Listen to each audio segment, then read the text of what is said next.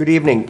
It is 7:01. I'm going to call to order the meeting of the Board of Selectmen. Our first item on the business is to open a public hearing.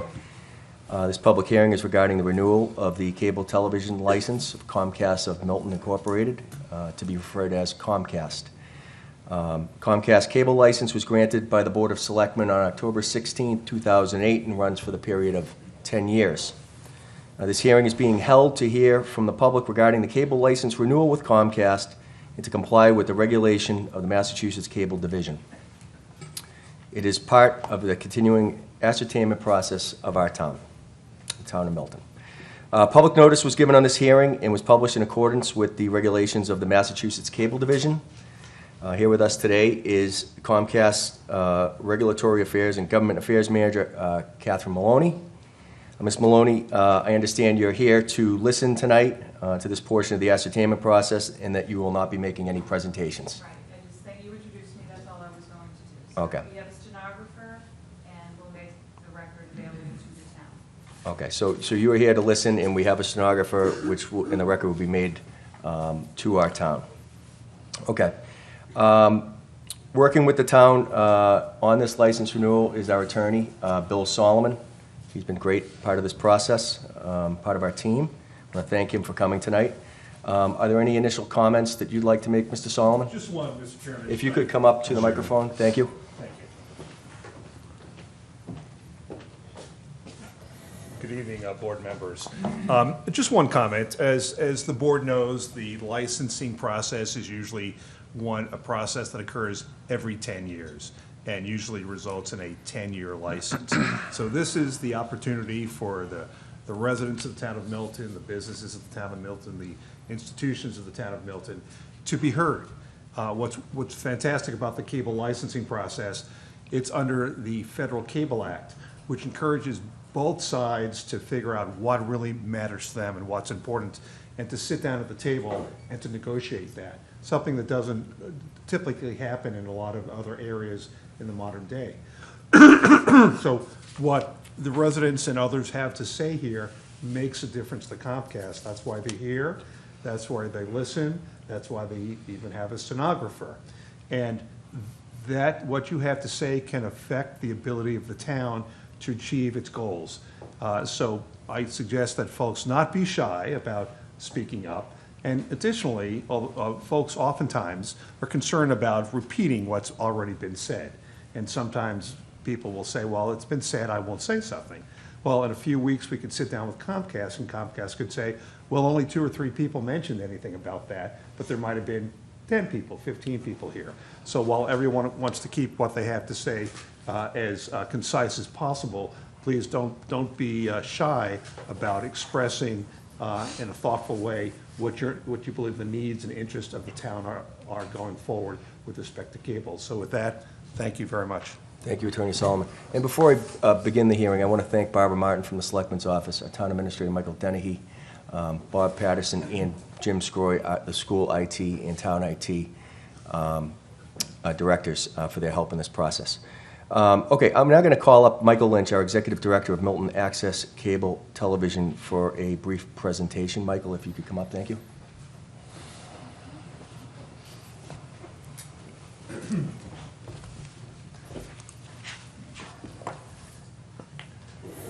Thank you. Good evening. On behalf of MATV, I'd like to thank the Board of Selectmen for having this hearing. Thank you to Attorney Solomon for guiding us through this process.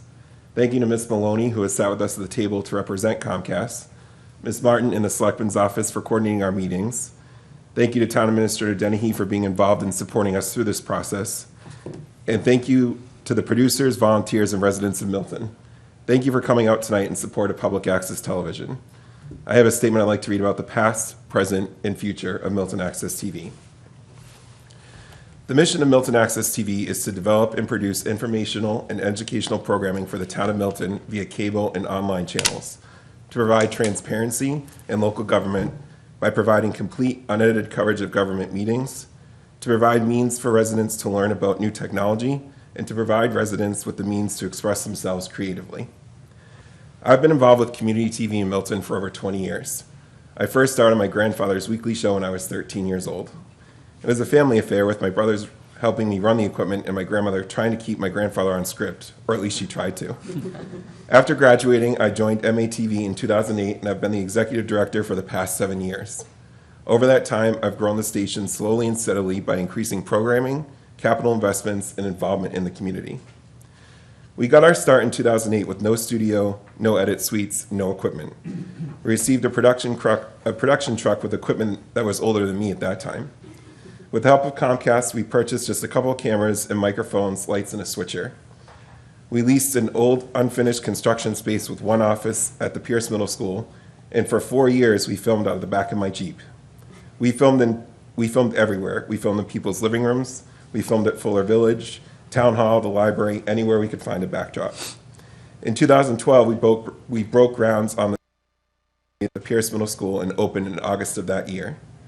1,400 square feet was a bit small, but we made it work. We utilize virtual sets to save space, but do have regular set options as well. Some producers still prefer the on-location productions, but for the most part, we transitioned to our new studio. We started with two stations that repeated each other. The only difference on the schedule was if a meeting was live. The schedule also repeated itself daily. It was the same thing every day.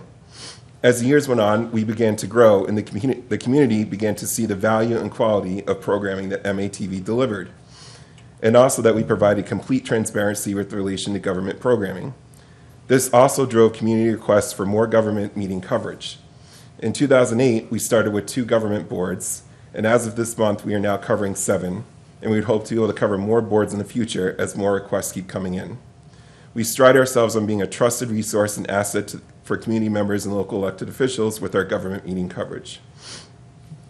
We started as a staff of just myself and have grown that staff now to include 4 full-time positions and 1 part-time position. Increasing the staff stemmed from the demand for more programming, which allowed us to increase the hours of programming across our 3 categories. From 2014 to 2017, we increased our hours in programming for public by 20%, government by 33%, and education by 39%. In 2017, MATV provided over 7,500 hours of programming to the town of Milton. Public programming has soared over the past 10 years. We started with a handful of locally produced shows and a lot of bicycle programming that comes from other towns. It was my personal goal to eliminate virtually all bicycle programming, and we did just that. Sure, bicycle programming with regional information that's relatable to Milton is acceptable, but why would we take programming from another town that we could create here ourselves? Programming includes local interest shows, news shows, a weekly sports show, which highlights our student athletes, interviews of local authors, open mic nights, community concerts, hobby shows, a movie review show, an animated children's show with a talking giraffe, how-to shows relating to gardening, cooking, lectures, and so much more. We cover the annual and special town elections, the annual and special town meetings, candidates forums, and Veterans and Memorial Day celebrations. Most of our religious organizations in town also provide these services to be broadcasted. These programs are so important to the community and are a benefit to those who can't make it out to see these events in person. Today, when you enter our studio, you see 3 TV screens showing different programs. I still pause every time I walk into work and see it. Never did I imagine that we would grow to the point of broadcasting on 3 stations, and the programming is independent on each station. Just so everyone knows, we broadcast on Comcast channels 8, 9, and 22. With the expanding hours of programming, members of the community wanted to become more involved. With this, we realized that we needed an educational part of our mission. We provide monthly orientation sessions and individual training classes to our residents. We train any resident of Milton, from a middle school student to a senior citizen. We provide training and lectures to our high school students. We partner with the video production classes and offer support.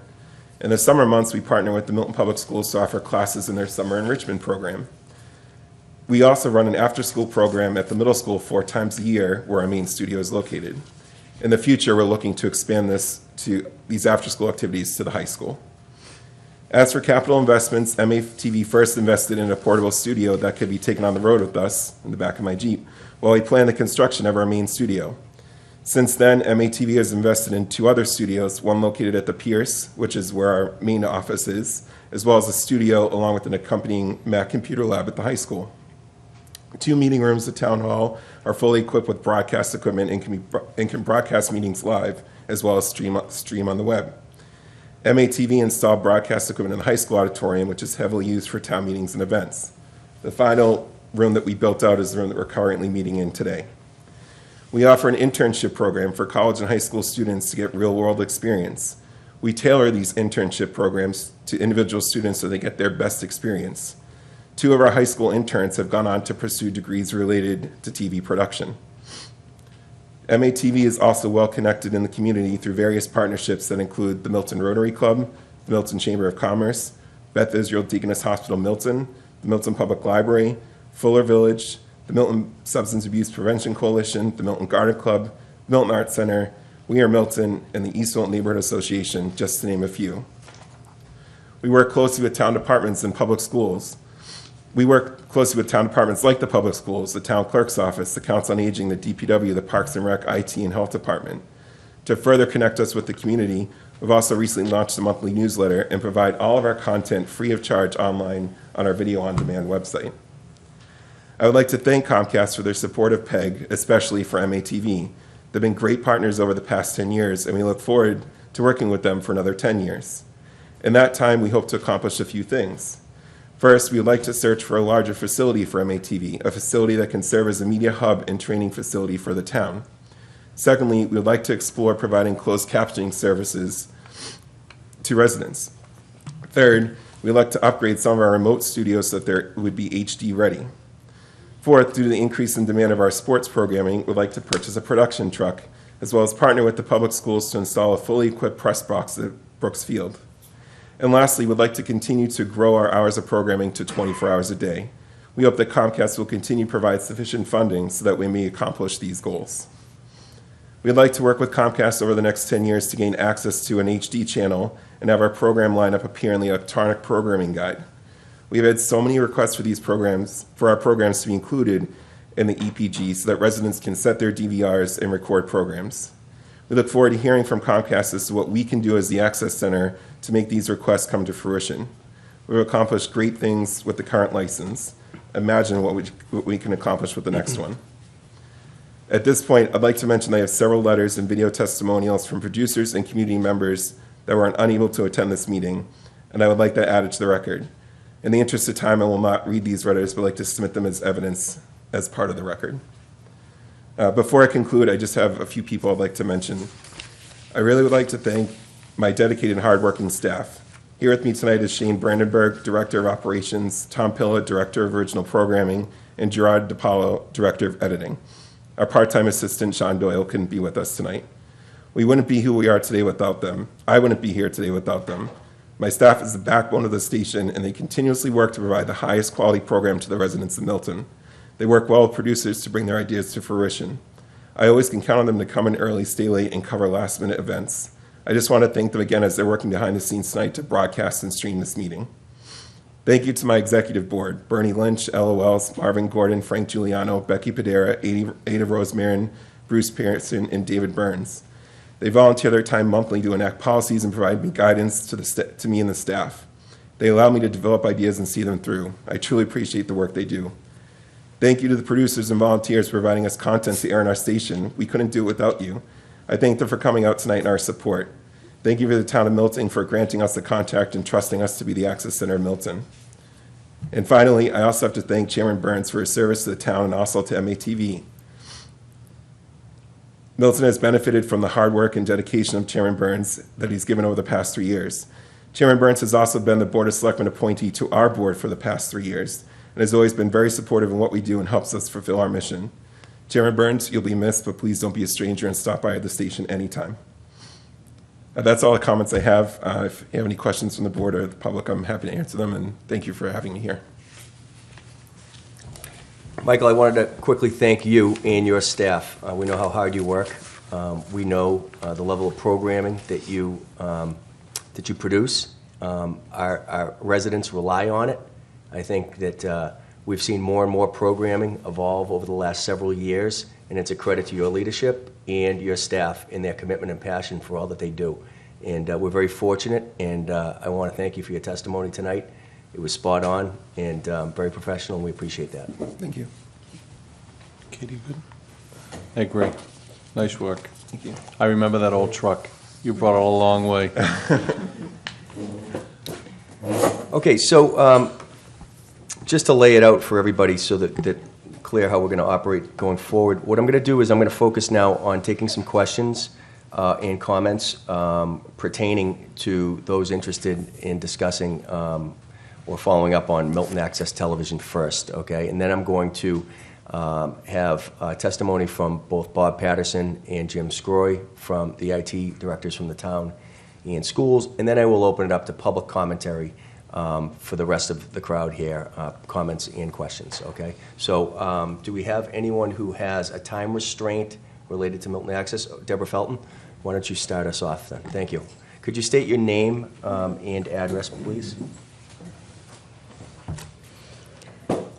Deborah Felton, 20 Willoughby Road. I'm a Precinct 2 town meeting member. I've been a resident 31 years now. And I'm also the executive director of Fuller Village, which is a senior community in Milton. We have over 400 residents that live there, and we are the largest taxpayer in the town of Milton. We are also a business customer of Comcast. But in 2011, there was a need for us to communicate in a different way with our residents. And we decided to install our own what's called senior TV, which allows us to provide up-to-date information of what residents can do and also provide emergency information. We went to Comcast at that time, 11 years ago, to ask them to allow us to get a feed for Milton Access TV, and that was denied. I would ask that as a condition of the contract that you're going to enter to, that you require them to give us that drop. It's really unfair to our residents. We work very closely with Milton Access TV. We have a wonderful partnership. I just saw before the meeting started, we do what's a TV show called A Fuller Life, and also Fuller Village Talks, and Tom Peeler, one of the producers, comes up and works with our residents, and they produce the show. He really gives them a lot of great skills, and it's just a wonderful thing for the seniors to do. We require people to go with our senior TV, so there are still about 120 units out of 319 residences that do subscribe to Comcast. I'm not sure why, because we offer over 100 stations and internet for $50 a month. But I guess there are some stations, or they want to be able to DVD, which we do not allow. But Milton Access TV has just been a great partner for us. They come up, they work with our residents. Anytime we have any lecture that we always open up to the community, Milton Access TV comes and films that. We host a candidate night, really for our residents who, as you know, that generation votes. And Really? Milton Access TV is there. So it's just been a pleasure to be able to work with all the staff there, and they're available to us whenever we need them. Thank you. Thank you. I just have one question, Deborah, before you go. So it's my understanding that for someone to watch, example, this hearing right now, there are two ways. They can either have a Comcast, their own private Comcast in their unit, or Yes. they watch it online, correct? Correct. Okay. Thank And you. this is what you want to correct? Yes, definitely. Okay, thank you. Thank you. Thank you. Okay, staying with the theme of comments and questions related to Milton Access Television, I'm going to go down the list, and if not, just decline and you can be put back on. Elizabeth Thomas and Dominique Thomas. Good evening. Good evening.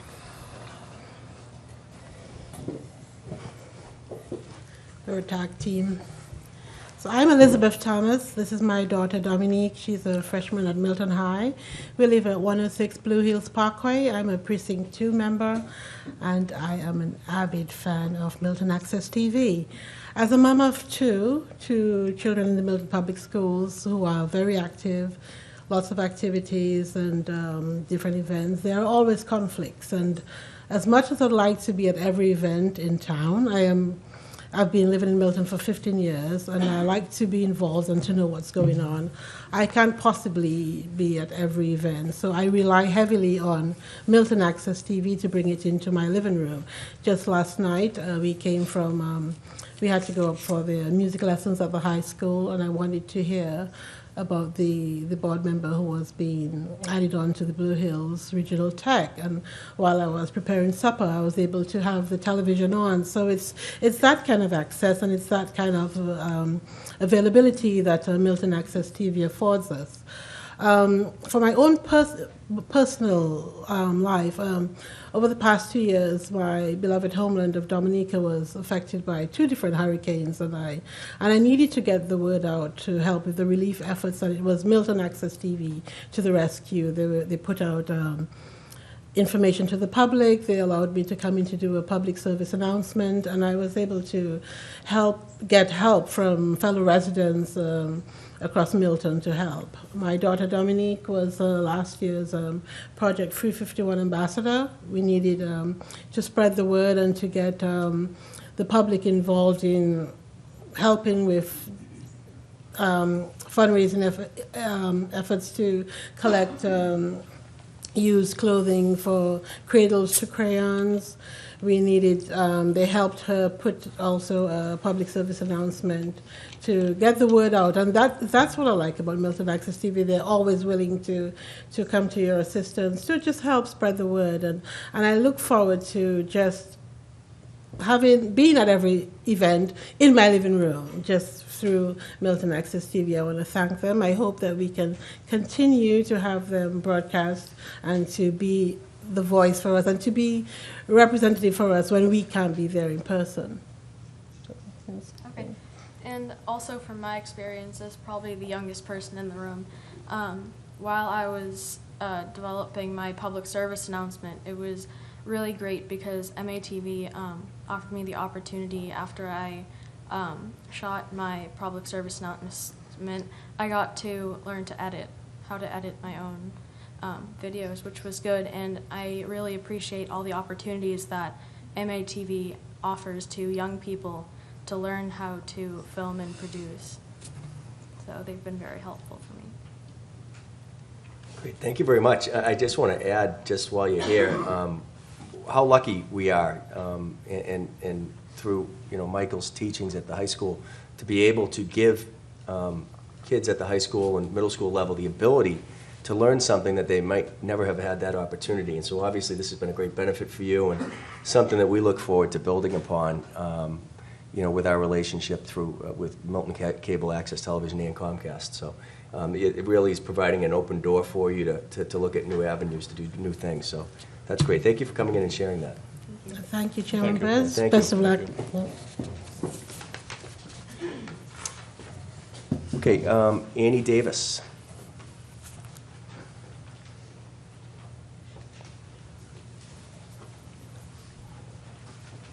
Good evening. Hi, I'm Annie Davis, 39 Avalon Road, and a town meeting member from Precinct 2. I'm here just to say how much I love Milton Access Television.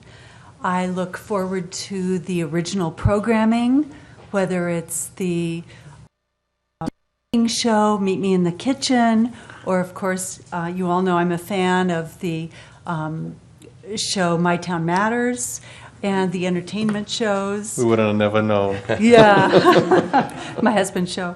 I appreciate and I love how much MATV records the various events around town that have already been mentioned. Programs at the library, musical events, things I might have missed, things I want to see. We have a great big event coming up on May 16th, and I know MATV will be there. MATV provides us that opportunity to really participate in our town government by recording all of the selectmen's meetings, school committee, warrant committee, planning board. I call it the best television on television. And everybody, I think, especially loves this time of year when MATV records the political candidates' debates, the live election results, and of course, town meeting. My hope for MATV would be that over the next 10 years, it can grow, and that it would have the resources to grow its community outreach, its training, its original programming, its staff, and all of the things that we've talked about that we love about it, even more so.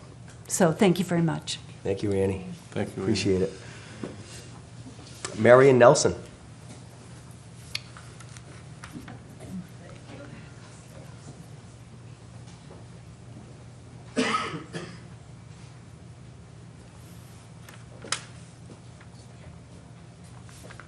Good evening. Good evening.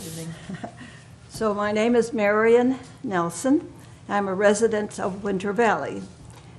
There are a number of programs that I do enjoy on the Milton cable, but specifically tonight I would like to thank you for making it possible for us to have my church services, which is East Congregational Church, 3 times during the weekend.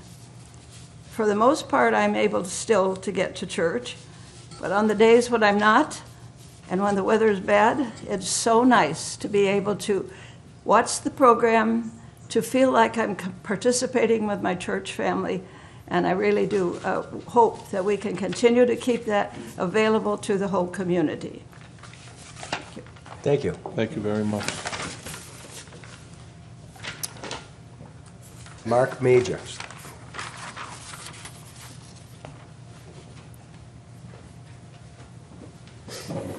Members of the board. Mark Major, 129 Franklin Street. I've been a resident of Milton for over 25 years. And that same amount of time, I've been the producer of the East Congregational Church service for Milton Cable Access. We've come a long way. I've done it prior to Mike being there. When we first started, Comcast would give us a camera because we didn't have a camcorder. And we used that until we broke it. And so we've progressed through videotapes, leaving videotapes in Stop and Shop bags on the handle of the Pierce Middle School, so you can put it on the cable. To now we can just we email them. I mean, Mike has helped me a lot as we transitioned from one format to another to make sure that the services got onto a format that Milton Cable could use correctly, and he helped me correct any technical problems I was having and helped me with my production values. So I really appreciate Milton Cable and hope it continues for a long time. Thank you, Mark. Eileen Marr.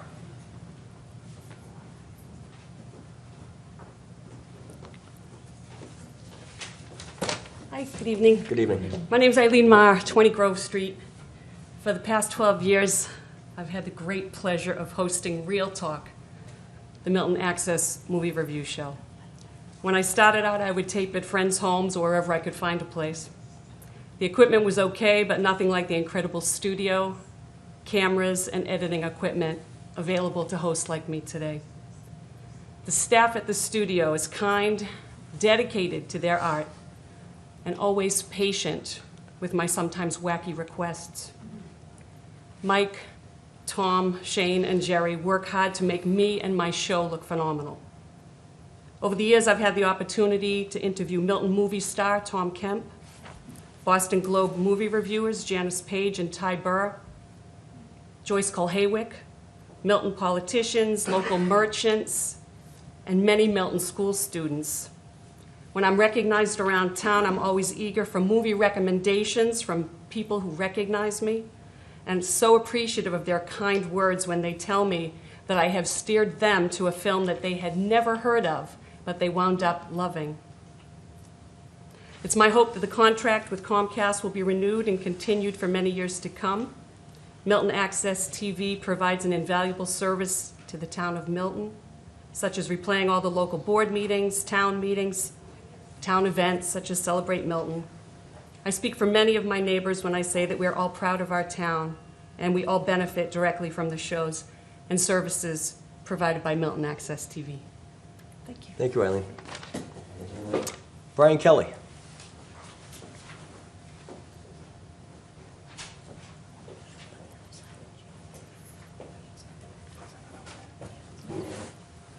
Hello, my name is Brian Kelly. I'm a town meeting member from Precinct 7, and I live at 11 Hope Ave. And I've been producing the show for around 15 years now, and usually did the show in my home because there was no studio. And Mike has just been great when they got the studio. It just was like heaven to be able to go in there instead of having to bring all the equipment home and set it up there. And I can remember doing one show when the helicopters were coming over, and it was just like right through the show, you know what I mean, the noise. But I turned in equipment. I tried to edit myself. I didn't really know what I was doing. He'd play the show. There'd be no sound because you have to duplicate the sound. And there's a lot of learning curves here. I can remember when the studio, you know, Comcast, the sound was so terrible in the early days. It was so staticky and everything. And it's come such a long way, you know. But Mike was always patient. And he'd say, Brian, I'll work on it. He'd fix it for me. And Eileen used to do a show with me, and then she's asking me questions about these movie stars. I knew nothing about them. Finally, I said, I can't do it anymore.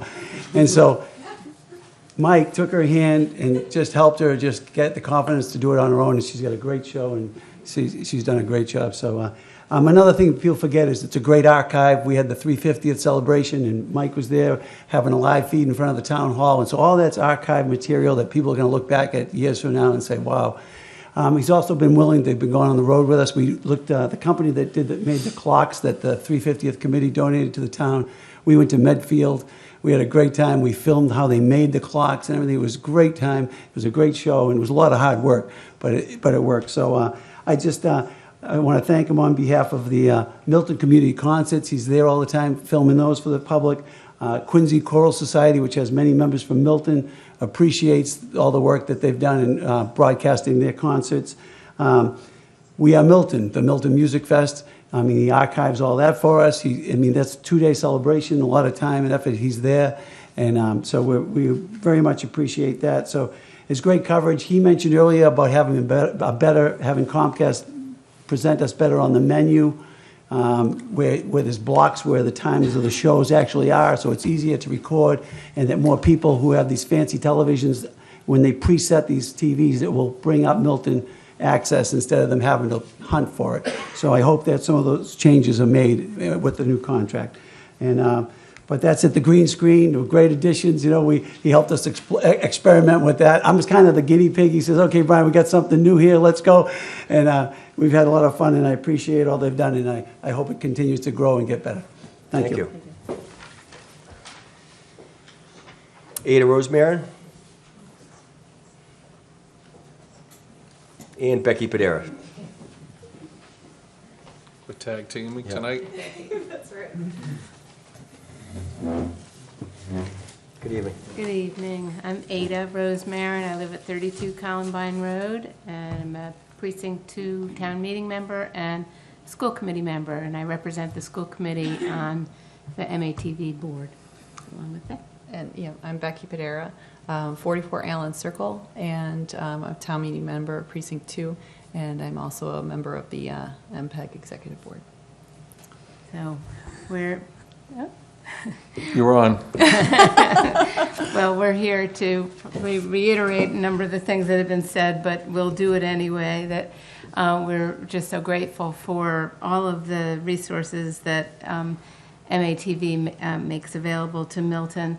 Their programming that's available for kids and families of all ages, from the youngest children all the way through our high school students.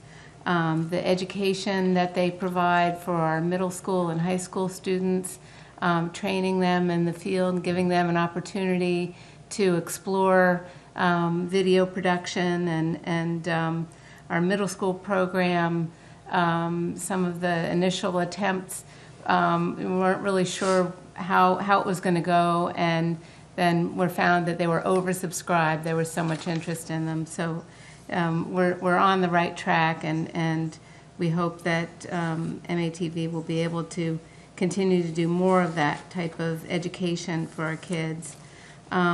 Obviously, the filming of all town events and school events are a tremendous resource for us. and their investment in the Milton High School auditorium for the equipment for filming the many events that happen at the Milton High School auditorium really enhance the availability of all those programs, whether they're political or town-wide or theater or arts, available to residents throughout the town. Yeah, I'm very happy to be on the board. I think what they do, and echoed as some of the people who spoke tonight, in terms of education, community outreach, and also education and increased participation in our town government that we wouldn't otherwise receive without MPEG. Mike and his staff have been very open to kind of growing and increased participation at the schools. I think, as Ada said, our filming of school events, sometimes people can't get out, and many of you have probably seen the increased participation at our sporting events, especially at Brooksfield, and it's just not, a lot of people may be able to get up and stand and watch a football game for 4 hours, but we hope to eventually partner with the schools, and if you've seen what the press box is, I wouldn't really describe it as a real press box. It's there now. That's one of the goals, and there's always different possibilities we can look at as well. I know there's been a lot of talk around town of building a teen center or an intergenerational community center, and that's something MPEG could get involved in as well to help teens and people of other generations do programming together and have that facility there as well. So there's future possibilities, and Mike and his staff have always been open to pursuing those. So we're very happy to serve on the board and participate in that. That's great. Thank you all for coming in. Appreciate it. Ian Snape. Okay, that's for later. Okay, great. Okay, now I'm going to call Jim Scroy for a comment as the IT director from the town, and then we'll follow with Bob Patterson, the IT director from the schools, before we get to public commentary. He's got Rob Mallett. Rob Mallett is with him as well. Rob Mallett as well. Excuse me. Thank you, Rob. Chair. I have one more addition to that. Good evening, everybody. Someone else wants to talk. My name is Jim Scroy. I'm the technology director for the town, and my assistant. Yeah, Robert Mallett, network assistant for the town. Thank you. And we would like to discuss the INET, which is part of the contract that we're renegotiating with Comcast. It's a very important piece that we rely on every single day here in the town. It's the means by which we communicate between buildings. Every day it assists town employees with the ability to transfer data and communicate. It supports a voice over IP phone system to every single building in the town. It supports a communication system for the police department, for the fire department, for their radio communications, which is extremely important for public safety. We also run a surveillance camera system off of that. Selectman Wells, his previous function as police chief, placed a system of cameras throughout the town, certain intersections. That system rides on the INET. The police department also has cameras, internal, external, for surveillance and protection. The town office building just installed cameras for protection, and interior, exterior, that also utilizes the INET. And like I said, everything we do relies on this INET that was put in place approximately 20 years ago by Comcast. It's served us very well over the 17 some odd years that we've been using it. It has cost nothing as far as maintenance. The issues that we've had have been minimal, if any. We've never really had to do any repairs to it. It just sits there, it does its thing, and each and every year we've been putting more and more use to it as far as all of these services that we're putting on it. So we would like to make sure that this iNet is maintained by Comcast and supported by Comcast. Any commentary? So, I don't know I if think Jim got the bulk of it. The iNet, it's just how we get the data between each of the buildings. Cameras is the heaviest use of it. I can't think of any other way to get it to other buildings. You use the police department, they'll see our cameras at town hall if something were to ever happen, rather than just after the fact and showing up at the station. We use GIS with our engineering department. They're actually, engineering's in town hall now, but DPW is still on Randolph Ave, so they can't view each other's documents unless you have this iNet in place. But it's all about this data, and the iNet's important for that. Great. Thank you very much. So, thank you very much.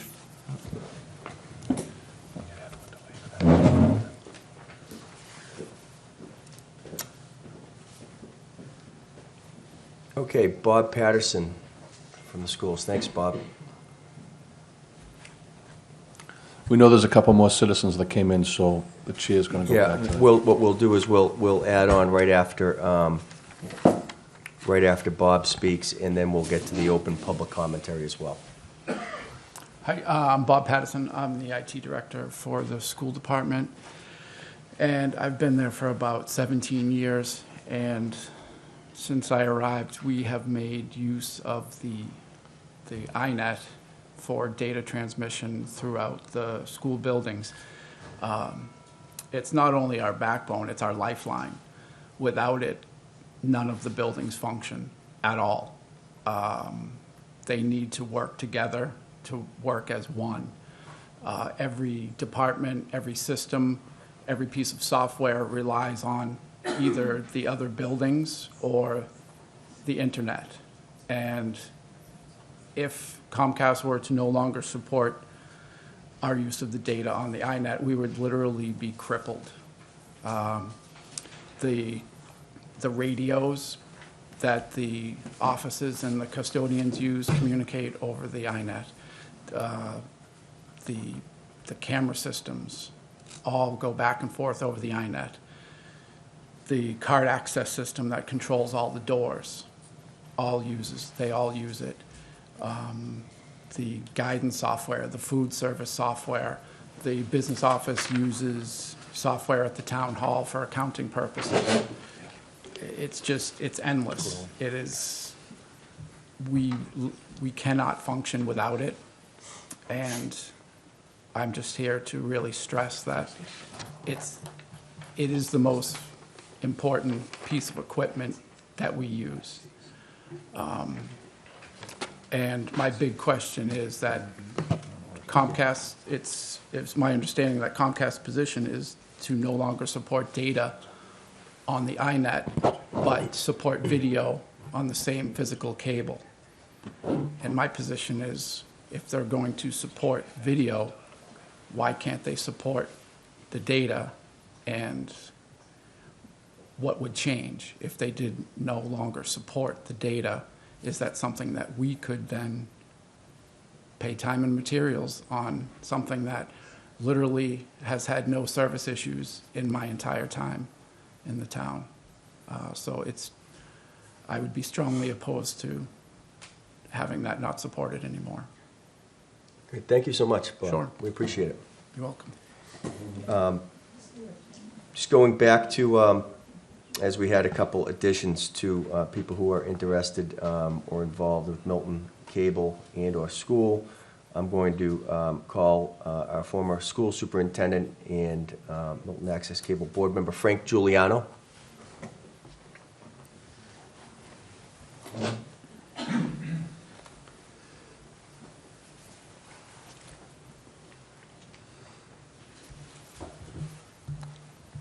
Good evening. Good evening. Frank Giuliano, 61 School Street in Milton. I'm a town meeting member.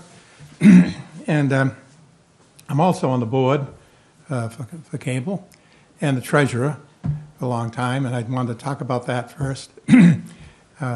Mike does a great job handling the money. Everything goes out to bid. Things we handle the money as if it was our own, and so he gets his money's worth. And of course, he's been doing quite a bit of renovations and upgrading of equipment, and he's right on the ball on that. So I'm really happy with that, and just want to let you know how much I support that. Excuse me. I'm also in a number of activities in town. I'm a Rotarian. I've been involved with Fuller Village and those kinds of things. And so, and St. Elizabeth's, we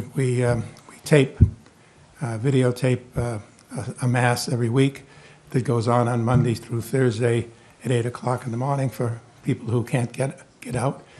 Just as I heard another woman talk about another religious area. It's really a great service for people who just can't get out and they want to be involved with their church and their religion. I do want to say on about this IT thing, I think it was back, and I have to worry about how old I talk about, is back in the early 80s, maybe in 81, 82, when the cable company wanted to come in and start running cable throughout the town. And one of the conditions that we had for that was that they hooked up all the schools in a cable IT situation. That was a condition for them to actually have cable in town. So I don't think it's something that they can just say we don't want to do anymore. That was a condition that, at least for the schools, I was involved with that, so it's very, very important. So obviously I support the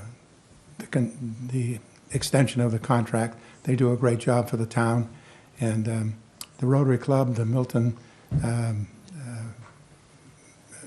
just all the different activities that are going on, you can actually watch it on TV. The government, the community, and the educational services that they provide. Thank you very much. Thank you. Okay, Melanie Gillespie and Robin Fatsis.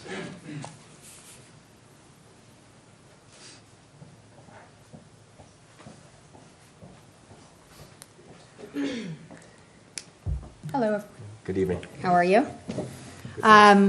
Wow. First of all, I just want to say there's so much support here, and it's a great thing to see.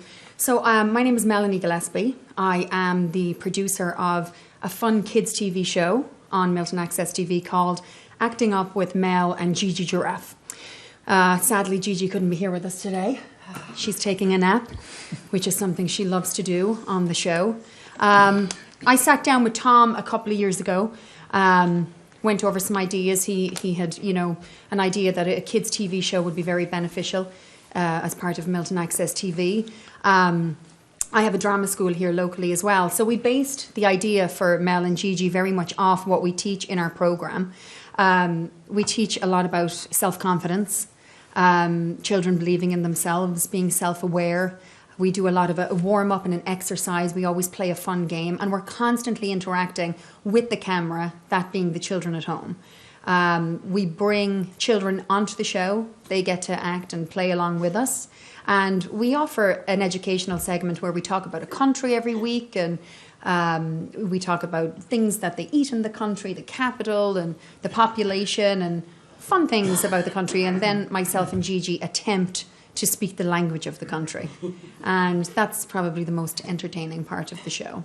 And then we have Poppins, mainly known as Robin Fatsis, who plays her part. So you can maybe talk a little bit about that. So we do a little sign language or a little arts and crafts using things that you could find at your house. And so kids on the other side who are actually watching the show can say, oh, I have paper plates at my house. I have that. I can do that. I can get up and be active. So there's that, technology piece, like all kids are into technology these days, but we want kids up and moving. And so our show encourages get up, stand up, do the exercises we're doing, the activities, do the arts and crafts afterwards. It's so much fun. Learn the sign language, engage with the TV, and it's just such a different element that I think kids these days need. Yeah, we do a really fun story time as well. So we're trying to bring Mr. Rogers back. It's the Mel and Robin neighbourhood. But it's just an awful lot of fun. And we've gotten great feedback from locals, people, you know, as far away as overseas even, who are watching this online. And we get letters, and we also do a mail segment where kids can mail us, you know, birthday cards, jokes, silliest jokes you ever heard, but they're always, Gigi thinks they're hysterical. So, you know, we get great feedback, and I have to say the team over there at Milton Access TV, Mike and Tom, Jerry and Shane, they pour their blood, sweat and tears into everything that they do over there. And I think that it's such a fantastic array of shows. There's something for everyone. I dare say that Milton Access TV offers a much better selection of TV than a lot of things that are out there at the moment. And I think it would be a great disadvantage to the community and everybody who tunes in. And for us especially, we're here fighting for the kids, you know, because there's a lot of rubbish on the television nowadays for children. And we're trying to bring back an element of television that is educational, where they're not just glued to it and zombified, but rather leaving the screen, having learned something very valuable. So for us, and Gigi, who can't be here right now, it would be a sad thing if this didn't continue. So thank you for hearing us. Thank you both for coming in. Thank you. Thanks for having us. Appreciate it. Okay, Linda Lee Sheridan.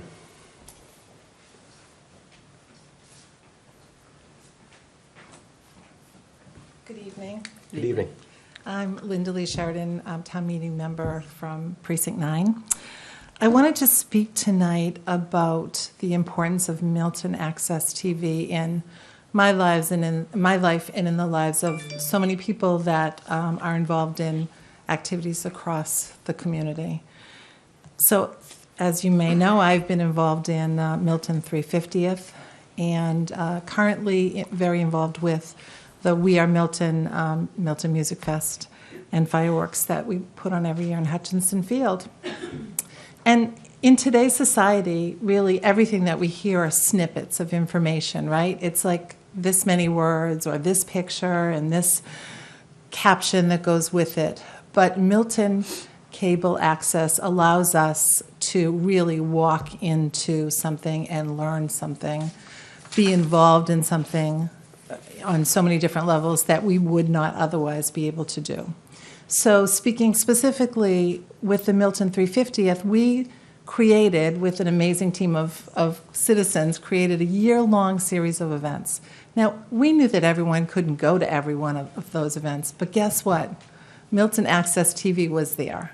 They were there videotaping it and talking to people, helping us advertise the events that really brought those events into the homes of our community. And people could watch them or rewatch them throughout the year. And it was a huge value added to all the work that was put into celebrating this wonderful community.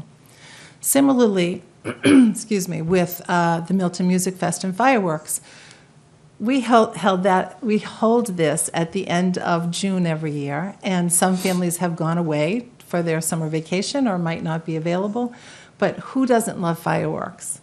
And so to have the opportunity to have this displayed on, you know, taped and then replayed for the community members to enjoy.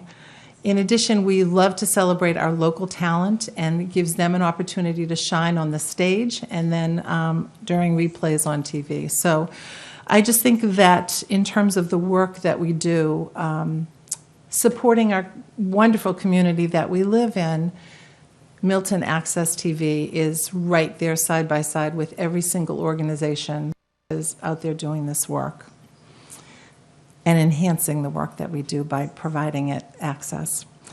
I also want to speak as a town meeting member and as a citizen of this community. I want to be informed, but we all lead busy lives and we all can't make the meetings that we want to attend, or you want to be informed about what's going on. So having the ability to tune in late at night or on a weekend and be able to watch a replay of a different committee meeting throughout town helps me be an informed member of the community, so that when it's time to go to town meeting, I can have a valid stance on something because I've made an informed decision. So for those reasons, and I could go on and on, I am here to speak in outstanding support of this amazing group of people who give tirelessly. I mean, I've never asked for anything and not had them say, how can we help? What can we do? Where do you need us to be? When do you need us to be there? We'll make it happen, don't worry. So, you know, Mike and his crew are just truly dedicated to not just the work that they do, but this community and making it a better place every day. So thank you for letting me step in late. I'm sorry I was late. Thank you. Thank you. Henry McLean. Henry Carr, sorry. Oh, I'm sorry. Henry Carr, sorry. Henry Carr. And McLean on the paper.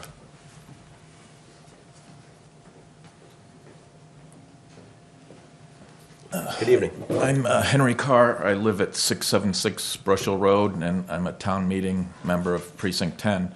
Actually, I was a volunteer camera person back in the 90s, and we start out town meetings, school committee, medical talk shows, sports events, musical and concerts on the green, and I was on the board as the secretary for a couple years, but then they moved to Weymouth, and I sort of wasn't so much involved until recently.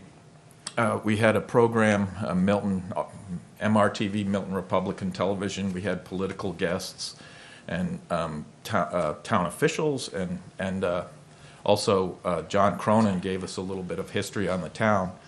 And I just want to say, going back to the original town meetings, they used to roll the cables for the cameras, these big, huge cables. They had to tape them down on the floor, and the technology that is now present, what they have, I'm very impressed with. And I also want to say thank you to Mike, Shane, and Tom on our programs. You've been very, very professional and friendly, and I think you're just really terrific, and I really support the MATV. Thank you, Henry. Okay. At this time, I'm going to open it up for comments and questions from the public. If I could just have that sheet slid over there with a pen, just in case we have people come up. And I'm going to ask for you to, again, announce your name and address. First on the list is Ann Sape. Oh, you declined a comment. Okay. Do we have anybody who would like to make any public commentary tonight? Okay, I think we might have gotten it all. Okay, so now, at this point, I'm going to open it up to any questions from our board, if there are any, and our town administrator. Yeah, if I might, Mr. Chairman, so I've been actively involved in the negotiations. I thoroughly appreciate Comcast's efforts at the table. They've been willing to listen to the concerns of not only Milton Access Television, but also that of the school IT department and our town team of Jim Segura and Rob Mallett.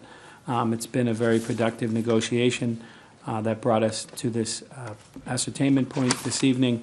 Attorney Solomon, who jumped in with both feet this year, he's a new attorney for the town with respect to this matter, needs to be commended. He's kept everything on point. And to your point earlier, Barbara Martin in our office has really taken this to task and kept us on time. October will be here before we know it, unfortunately. I don't want to pass through the summer, but I think it's been a very healthy and robust conversation. The INET data that both the schools and the town IT departments spoke about is something that I think the town needs to fight for. It's something that unfortunately, in this day and age, we rely on heavily to communicate more efficiently throughout the town and to our constituency. So I would echo all of the comments made tonight by the Milton Access TV supporters. It provides transparent government and all the work that Mike and his team do. We had some hiccups this winter with some technical problems that Mike and his team thoroughly worked through. Comcast worked through an engineering solution with us on that, but Mike's team was always up to the task, any task that we ask. I think this board would agree, and would just like to continue the service to the taxpayers and the base and the community. Thanks, Michael. And I do want to follow up on the testimony made by Bob Patterson and by Jim Scory from the town perspective, and having sat in on these meetings, Attorney Solomon, and our town administrator, Barbara Martin. As you heard from them, this INET, it's their lifeline. And, Milton has done very well with this, with specific programming. And I'll tell you, we haven't had any opportunity, or we haven't needed to reach out to Comcast to have really we haven't had any problems. And so we're hoping, because it's an infrastructure that's working already, something that isn't costing Comcast any extra money, because we haven't had any problems, that they'd be willing to look at Milton to continue this great partnership that we've had with them for so long. So I just wanted to follow up on that. I think that it's our job as a board to support the departments that work so hard every day, and to help them with the infrastructure that they have. And this one seems to be working. We're hoping that the Comcast will see that as well. Katie? This is the first I heard of this problem with Comcast with iNet, so that was news to me, and I guess I need a little more information on what Comcast's position actually is or has been stated to date, and I'd also like to know a little bit more about next steps. We heard a lot tonight about MATV. I was hoping we'd hear more about people's issues with Comcast to their homes more globally in terms of residential service, but we haven't heard that, and I thought that was more the purpose of this hearing, just coming into it, not having been involved in any of the meetings and the discussions at this point. So I don't know if there's going to be a separate ascertainment hearing for that, or if there's another process. I guess I need to know a little more about the process, and maybe Attorney Solomon can advise the board on that. Sure. Come on up, Bill.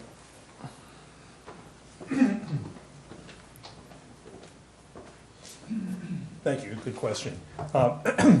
With respect to the INET, the position of Comcast has been reflected in the comments here tonight by the town. And Comcast representative is here, although we did say at the beginning in response to her request, which is typical for government affairs managers, that they prefer to take the information that's provided here at the hearing and then get back in the negotiation process. So if Ms. Maloney wants to comment tonight, certainly she's free to, but we also understand that she may want to be consistent with the approach of listening here and coming back and hopefully meeting the town's needs. With respect to the residents' reaction and problems and successes with Comcast, we don't have residents here tonight. Now that may mean that it's a bad night for them. It may mean that they're satisfied, or that might mean that they don't think they're not satisfied, and change will not occur. So we do have here in the hearing outline the fact that the board retains the right to have another ascertainment hearing. And so the board could, if it like, have another hearing, specifically letting folks know that if there are any concerns or suggestions or recommendations to Comcast with respect to Comcast services, whether it's customer service or, although we don't control programming other than PEG access, people have a right to express themselves, even though the board doesn't have jurisdiction over that.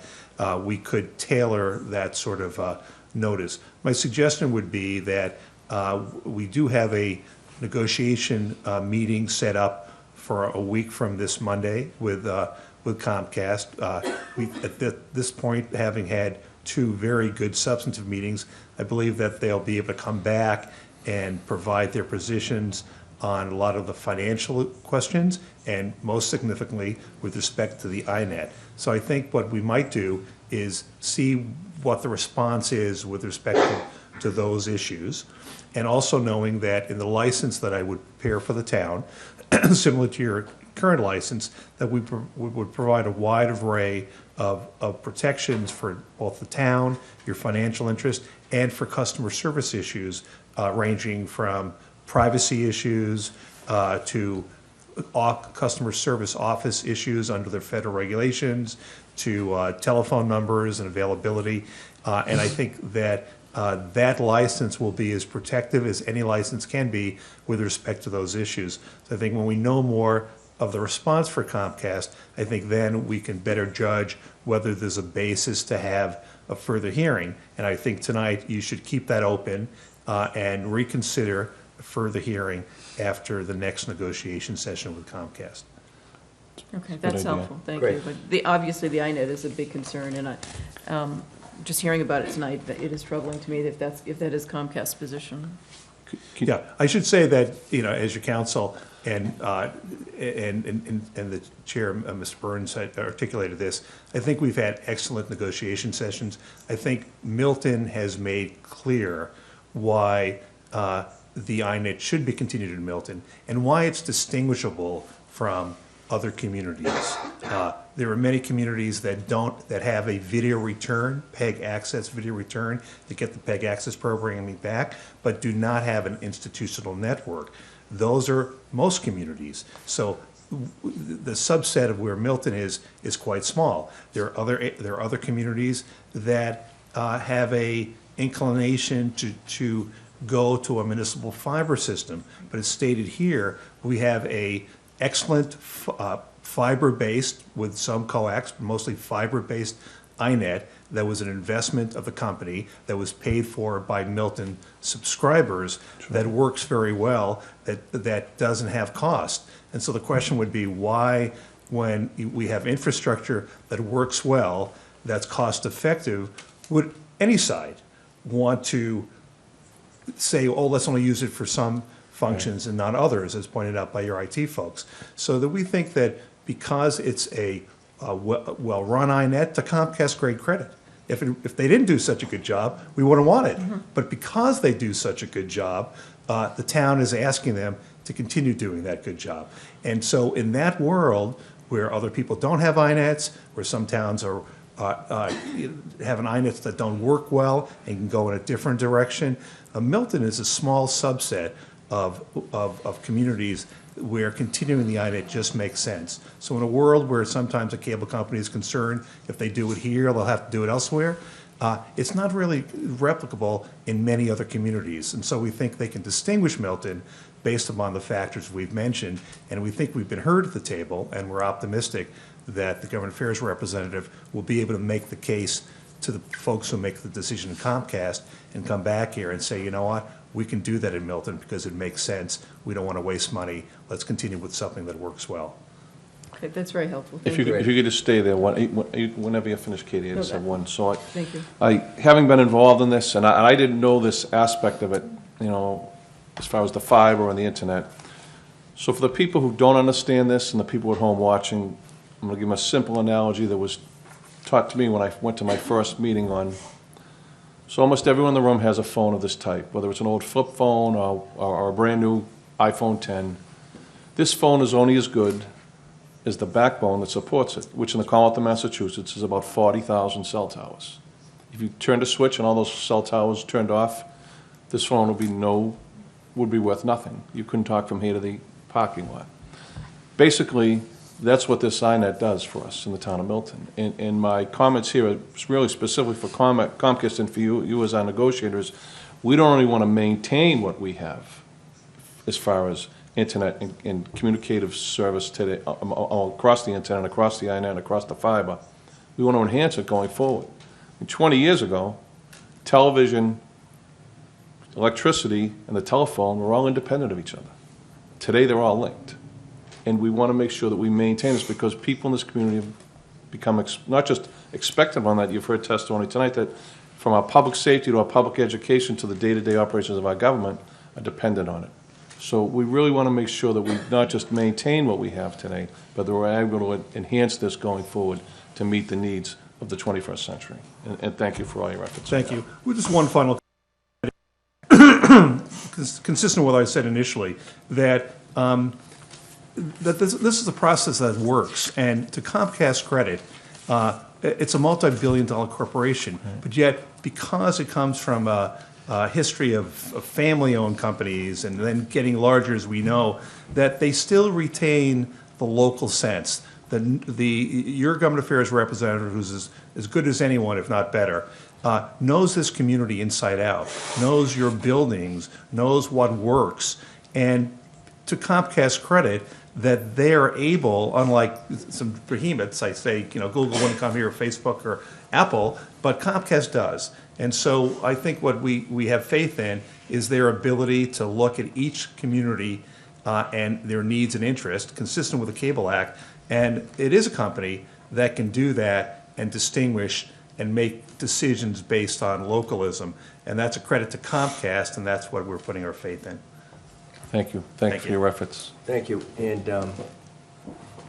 one last comment that I have, and I've gotten a lot of verbal commentary from people around town with the hope that that Comcast would look at HD programming for our, and you had mentioned this, Michael, earlier, for our local access television. It would be great. I think a lot of people would be excited about that. As you could tell, we had many people come in tonight who are either programming or who have loved the programming on these channels, and it would be very helpful and a great advantage for all of us. Are there any more comments from our board? Not at this time. Okay. So again, as Attorney Solomon, and thank you, Attorney Solomon said, before closing this public hearing, I'm going to note that the board reserves the right to hold additional hearings if deemed necessary. The hearing is, as noted, part of the continuing ascertainment process. I'm now going to close this public hearing, subject to the right to hold additional hearings. Thank you. Thank you all for coming out. We Any appreciate comments? Appreciate everybody for coming out. Should we take a recess while the stenographer breaks down? Is Yep. that necessary? Want to recess? We'll take a recess. We're going to take, this board is going to take a 5-minute recess while the stenographer breaks down, and then we'll continue our Board of Selectmen meeting.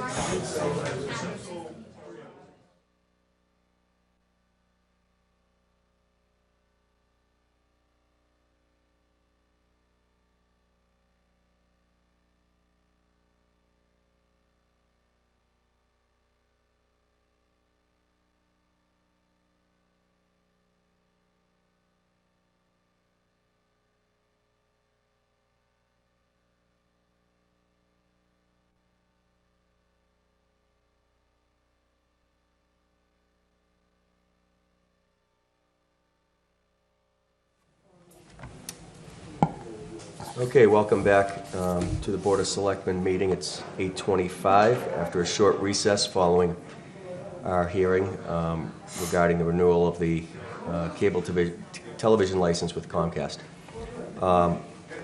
Next on the agenda for our Board of Selectmen's meeting is the review and approval of minutes. Unfortunately, there are currently no minutes to approve. We'll now confirm future meeting dates. This board needs to determine its upcoming meeting schedule. Monday, April 30th has been suggested as a date. Fine with that. That's not available for me. The Master Plan Okay. Committee's meeting that night. I thought I had responded to that email. Okay, why don't we circle back to Emily to find a convenient date for that. The election is on April 24th, so it'll be 13 sometime thereafter. Right. Okay. Okay. But before town meeting. Yes, and the board will also meet prior to the 2018 annual town meeting on Monday, May 7, 2018, Tuesday, May 8, Thursday, May 10th, if needed. Okay, next on the agenda is Citizen Speak. Do we have anybody here tonight for Citizen Speak? Okay, seeing that we don't, we're going to move on to a conference with our town moderator, Bob Hiss. Brought you visual aids. Good evening, Bob. Thank you. So thanks for taking a few minutes. I'm Bob Hiss, town moderator, live at 273 Adams Street. What I wanted to speak to you tonight about is a topic called the consent agenda. And briefly, the consent agenda is a common parliamentary technique that lets a body, a board, address numerous issues or articles all with one vote, typically the non-controversial ones, saving the members of the body a lot of time. So a little background. I described this consent agenda at the October 2017 special town meeting. After that, I had numerous conversations with town meeting members. They were all universally in favor of trying this idea out. It's adopted by dozens of towns across the Commonwealth. I've personally spoken to about 7 different town moderators that have been running a consent agenda, both open town meetings and representative town meetings, Andover, Concord, Dedham, Brimfield, so a combination of different towns. The benefits of it is, or it can save time on the administrative stuff. What's an administrative article? Reviewing the report of the town officers, appointing the treasurer as the collector of taxes. You know those things we do every year, we just kind of perfunctorily, the moderator reads them and goes forward. We try to gather all those up and get them done kind of quickly. But it also provides a way, if a town meeting member wants to remove something from the consent agenda, there's a vehicle for doing that, and then we just address it in the normal order of business. So here's how it works.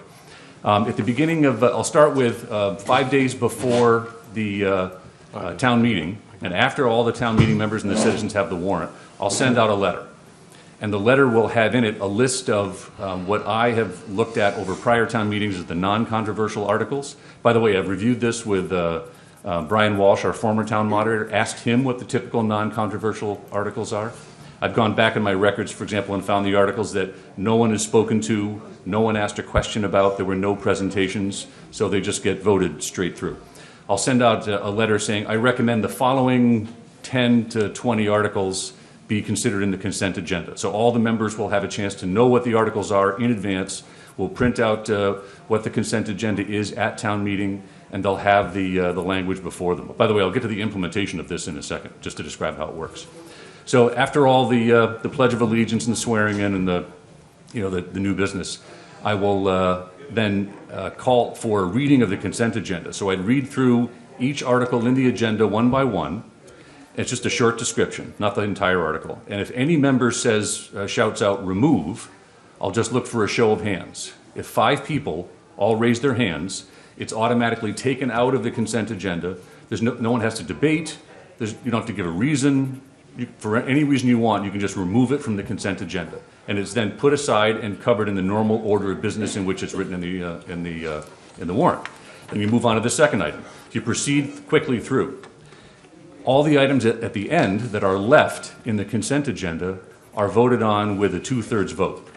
Now, you may ask why a 2/3 vote, not a majority or unanimous, because towns do it a different way. I didn't pick a majority because one of our rules is we have to address the articles in sequence in the warrant unless the town meeting votes a 2/3 vote. Well, this in effect is resequencing the approval of the article. So a 2/3 vote is required to move article number 25, for example, up to the front of the meeting. So it addresses that current rule. Why not a unanimous one? If there's some member in a really bad mood and they want to just stop the whole bus and irritate the whole meeting, I thought, well, that's a lot of authority in one member. And if there's really something important, I'm sure they could get 4 of their friends to raise their hand and say, why don't we just go deal with this issue? So it's really that simple. A 2/3 vote, take care of the non-controversial ones, and we proceed with regular business after that. So I've also gone through and written out for you some language that I've put in here that describes how the rule would actually read. So I've reviewed this with town council. He's approved the language, and I've talked to other moderators. I've talked to, I read town meeting time. So here's how the process would work, is I'd print out this proposed language. I'd recommend it be adopted as a permanent rule, so rule number 15 to our town meeting rules.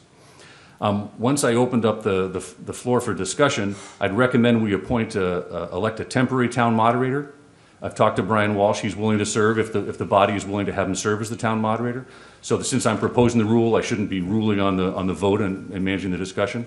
So the temporary town moderator is then elected. I would hope to be recognized to speak. I would go through and describe with a short presentation what I've just talked to you about.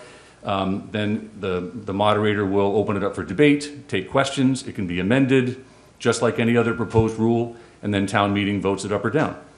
If they vote for it, we'll adopt it that night. I'll resume the moderator role for the rest of the evening, and we'll proceed. If they reject it, fine with me. I love town meeting. I'll go 5 nights, and we'll just, do our normal gig. So it's really that's the drill. I have one question. Yes. Would we have to do this every year? No, In the what- same sequence, or this is just once? Once it's adopted by the town meeting this year, you'd be able to use it every year going forward? That's correct. Or every town meeting going forward? That's correct. I'm proposing it as a permanent rule to town meeting, right? Anything that expedites, I'm fine with that. I think, I think, again, last year, you brought the videos and stuff to create efficiency. I think this is another measure of efficiency, so I'm in favor of it.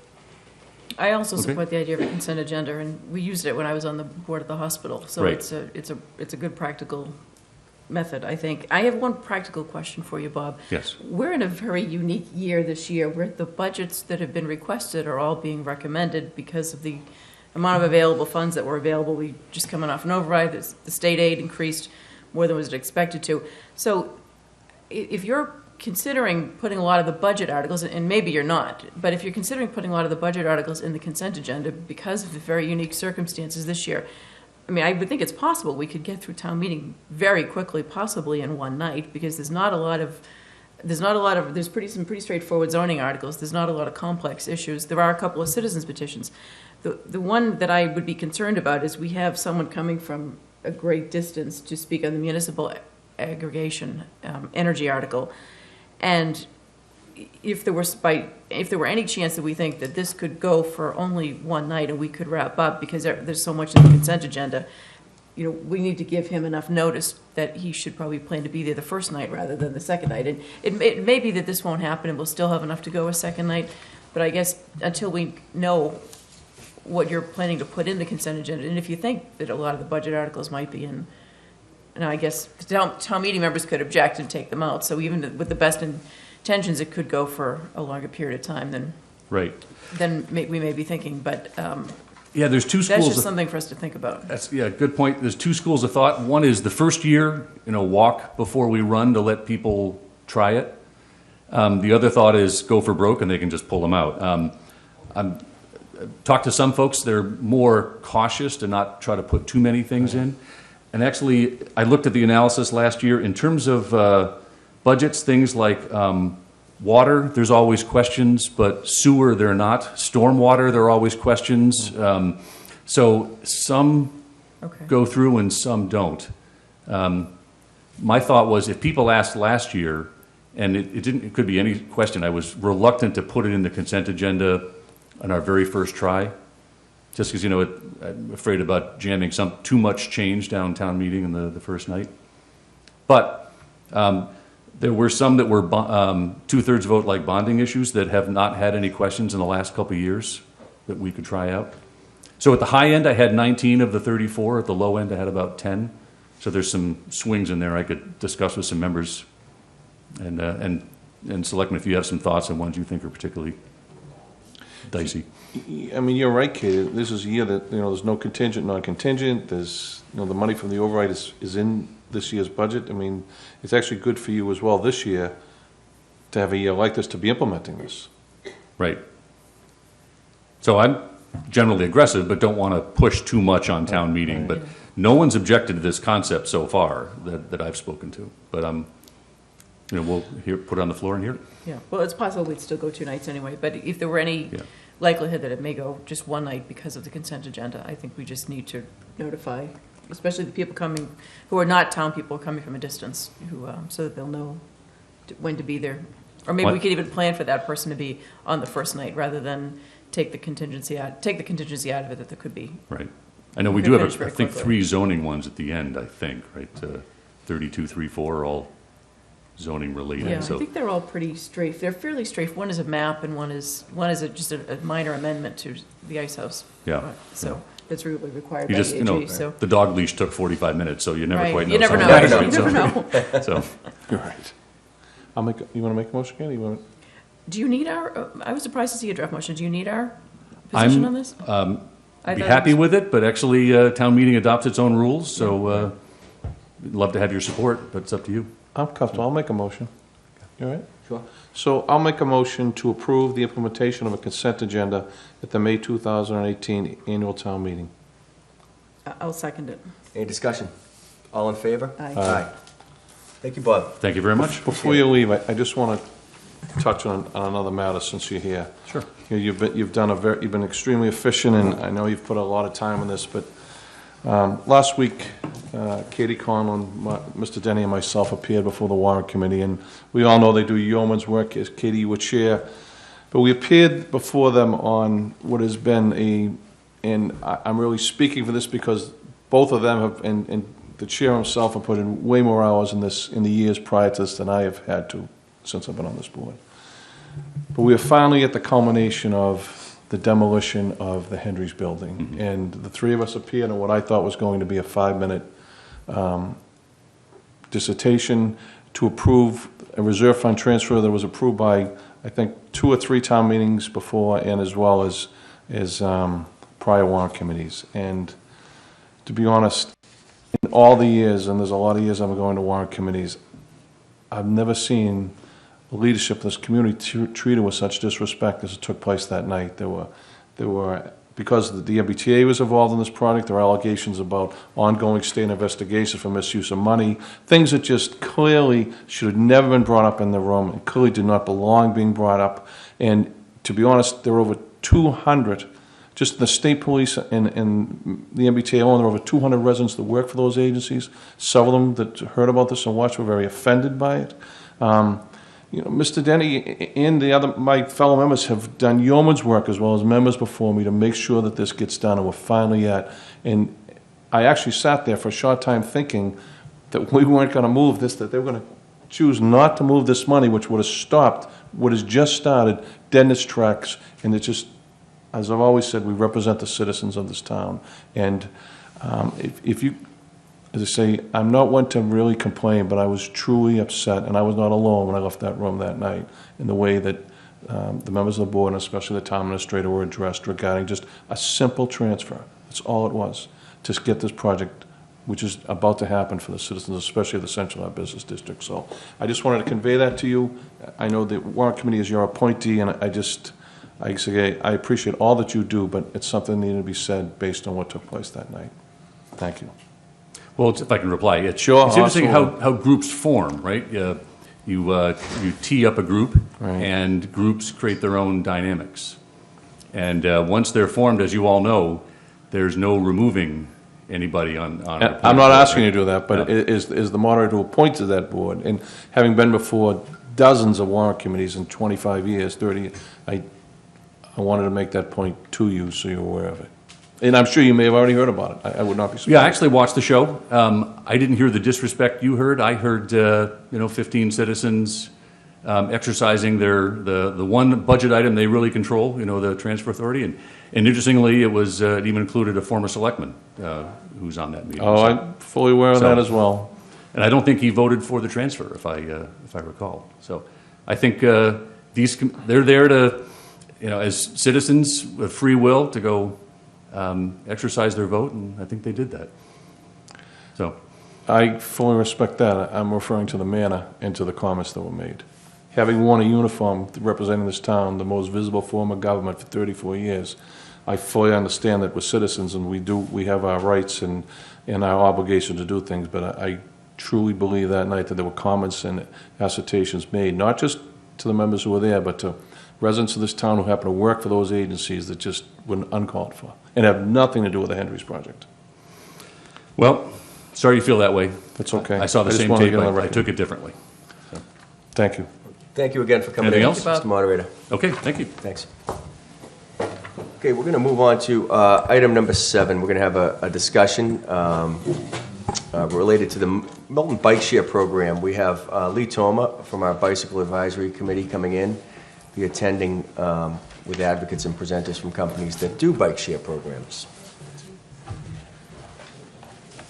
Good evening, Lee. Thank you. Thank you, members of the board. Appreciate the opportunity. I knew that bike was here for a reason. Yeah. We getting it on camera? Is it okay here? Sure.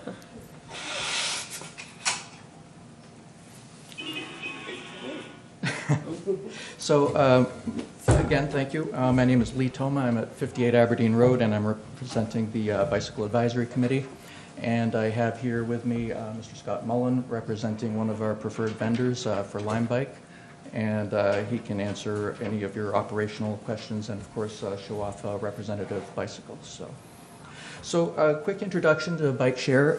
It's somewhat like Zipcar, only with bicycles. It's transportation when you need it, without the hassle of having your own bike or dealing with maintenance and finding car parking.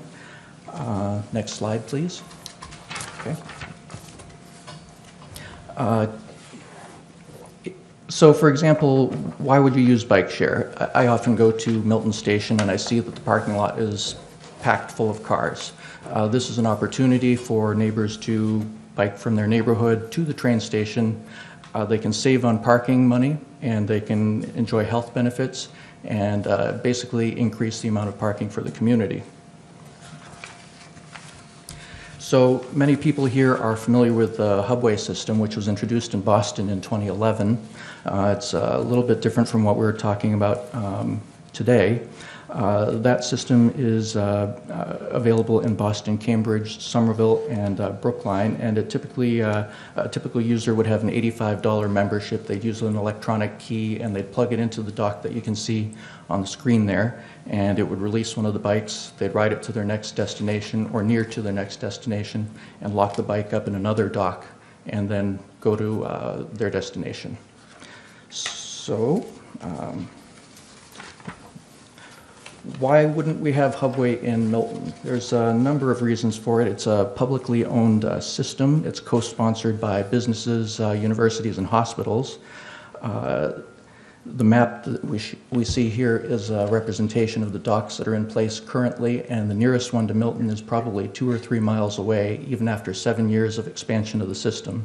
And the reason for that is the system is it's very expensive, and it's something that I don't think Milton could afford to do, with each dock and bike system costing many, many thousands of dollars. So times do change, and on the next slide, introduce dockless bike share systems. These are private businesses, and they eliminate the costly docking station. As you can see by the picture, it has an electronic system that basically locks the wheel of the bike wherever you happen to be. So it's a little more convenient for users. The bikes are a little less expensive than the other ones. And the next slide. So each bike has a GPS system and transmitter built into it. And instead of looking for a station where you'd find the bike, you look it up using your smartphone app. And you can unlock it using the app, as you can see by the picture here. And the rides are typically billed by the individual ride, which is easier for people to stomach than an $85 chunk of subscription fee. So dockless bike share has benefits for the community, no direct cost to the town. It's paid for by the users. Unlike Hubway, this also has a nationwide scale and venture capital backing. As I mentioned, it can expand the capacity of parking lots and train stations at no cost to the town. The community gets trip data, which is useful for our planning department. And of course, it reduces environmental impact. And there are benefits, of course, for the users, the people in the community. Low cost, for one. You can save money, as I mentioned, at parking. Health benefits. It's got a basket to carry supplies. You don't need to maintain it. Don't have to worry about theft. The bikes have lights built in, so they're visible at night, and so you can see. And each of the bikes has gears, so you can climb Milton's many steep hills. So there are a number of different bike share vendors around. With the bike committee, we looked at some of the systems, including OFO, which opened in Worcester last year. We tried out V-Bikes in Waltham, and we tested out Lime Bike in Seattle. We also looked at Zagster in Lexington and in Fort Collins, Colorado. And the bike share system, it's not just the bikes, it's also a service. So in some cases, if bikes need to be moved around to where they're needed, that's provided by the vendor. And they, of course, also maintain and repair the bikes, which can be flagged in the smartphone app typically. So our recommendations, we did a lot of research. We reached out to different contacts around the communities in the greater Boston area, and we found out that the Metropolitan Area Planning Council is or was working on a regional bike share proposal, and the committee recommends joining that partnership. The benefits obviously would be to reduce the confusion that there would be with a patchwork of different systems in different communities. And it would increase the odds of success for such a system. And it also provides the communities with a better bargaining position since there's greater population to work with. And finally, of course, MAPC is better at vetting the vendors than we are. They looked at financials and all sorts of things, as well as, of course, operational capacity for the systems. So if you look at the map here, this is showing some of the existing bike shares, including Hubway in the Boston area. There's Zagster in a few communities like Salem. And the MAPC regional proposal is shown in orange, so it would include as many as 16 different communities in the greater Boston area. So we believe that it would be helpful to be a part of this regional coalition. So if we joined, would be announced this year in 2018? My understanding was it was supposed to be announced this week, but I think they're working on that. MAPC? Yeah. Press release is coming. So for time frame, MAPC put together their request for proposal last year, and they received bids from 9 different vendors. They selected 2 vendors, and the reason for that was to avoid having a monopoly, and yet on the other hand, avoid having too many vendors, so it would be too confusing for the users and chaotic for the communities. And I believe they just finished signing the master agreements with the 2 vendors. Correct. Last Friday we signed. Yep. And I believe the goal is to roll out the system region-wide in, I believe, the July timeframe. With 16 communities, it's going to vary. Malden, we did a pilot last fall with 200 bicycles, and they want bikes this weekend. So we're working with them in Revere to do sort of the northeast portion first, just because they both had them last year, and their residents are saying get them back quicker. We don't want to wait. So we take that as a positive sign. So for follow-up for the community, we recommend that the town assign a contact person to work with MAPC and with the 2 vendors. The town should sign on to the Memorandum of Understanding and the Statement of Work. So the Memorandum of Understanding would have details like agreeing not to bring in alternate vendors in place of the ones that are agreed to, and also contractual details such as renewal after a year, things like that. The town can potentially back out of the agreement if it needs to. And statement of work would basically be the contract between the community and the vendors, as I understand it. Correct. Each community is unique, and you're going to have needs of, say, well, we don't want bikes over here, or they need to be managed in this specific way, and we can sort of tailor it. What are the goals of Milton? Is it sedentary lifestyles that you want to combat? Is it congestion mitigation, access to transit? We can design a system that works, and that's where we would put those details, would be in a statement of work.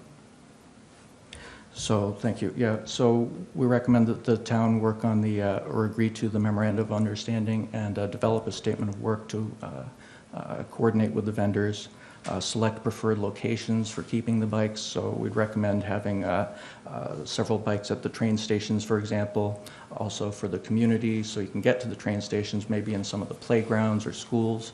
So different areas so you can get from one destination or one place to your final destination and then back again. And of course, consider things like winter policy and working with the vendors to outreach to the community, manage expectations for the program. So we think the bikes are a great opportunity for the community, and hope to see the town adopt them. Great. Any questions from this board? Well, I guess we'd want to take a look at the memorandum of understanding that the MAPC is putting together. And I don't know if anyone in the town has yet seen that. Mike, if you or the planning staff or anyone had any conversations with MAPC or? No, this is a developing situation that myself and the chair of the Bicycle Advisory Committee, as MAPC worked through this group of Greater Boston communities. And it was Lee's opportunity to present this tonight to this board and then work through the next steps. So Lee, are you familiar? Have you seen a draft of the MOU? Yes, I have, and I believe I included a copy in that with the handouts I gave you this evening. So you may not have seen it, but recommend that you take a look and review that. Okay, it's not in our package. Okay. It's in the one in the, right there, Katie, to your right under the book. Yep, right here. It's right there. Yep, got one right there. Yeah, So it has items such as refraining from permitting alternate vendors. The town would develop and enforce local rules such as Mr. Mullen mentioned, you can exclude bikes from certain areas or you want to restrain certain things. The number of bikes shall be adjusted over time as needed. If the town doesn't meet the local regulations, the town can notify MAPC before taking any action to withdraw from a contract, details like that. Can I just ask one question? So the two vendors are Lime Bike and OFO? No. No, they're not? OFO does not meet the requirement, No, as I understand it, OFO hadn't applied to the RFP by the deadline. The other proposed vendor would be Spin, which is operating in a number of different communities. Okay. And OFO's the one who was just here, they just did an agreement with the city of Quincy? Yep. Correct.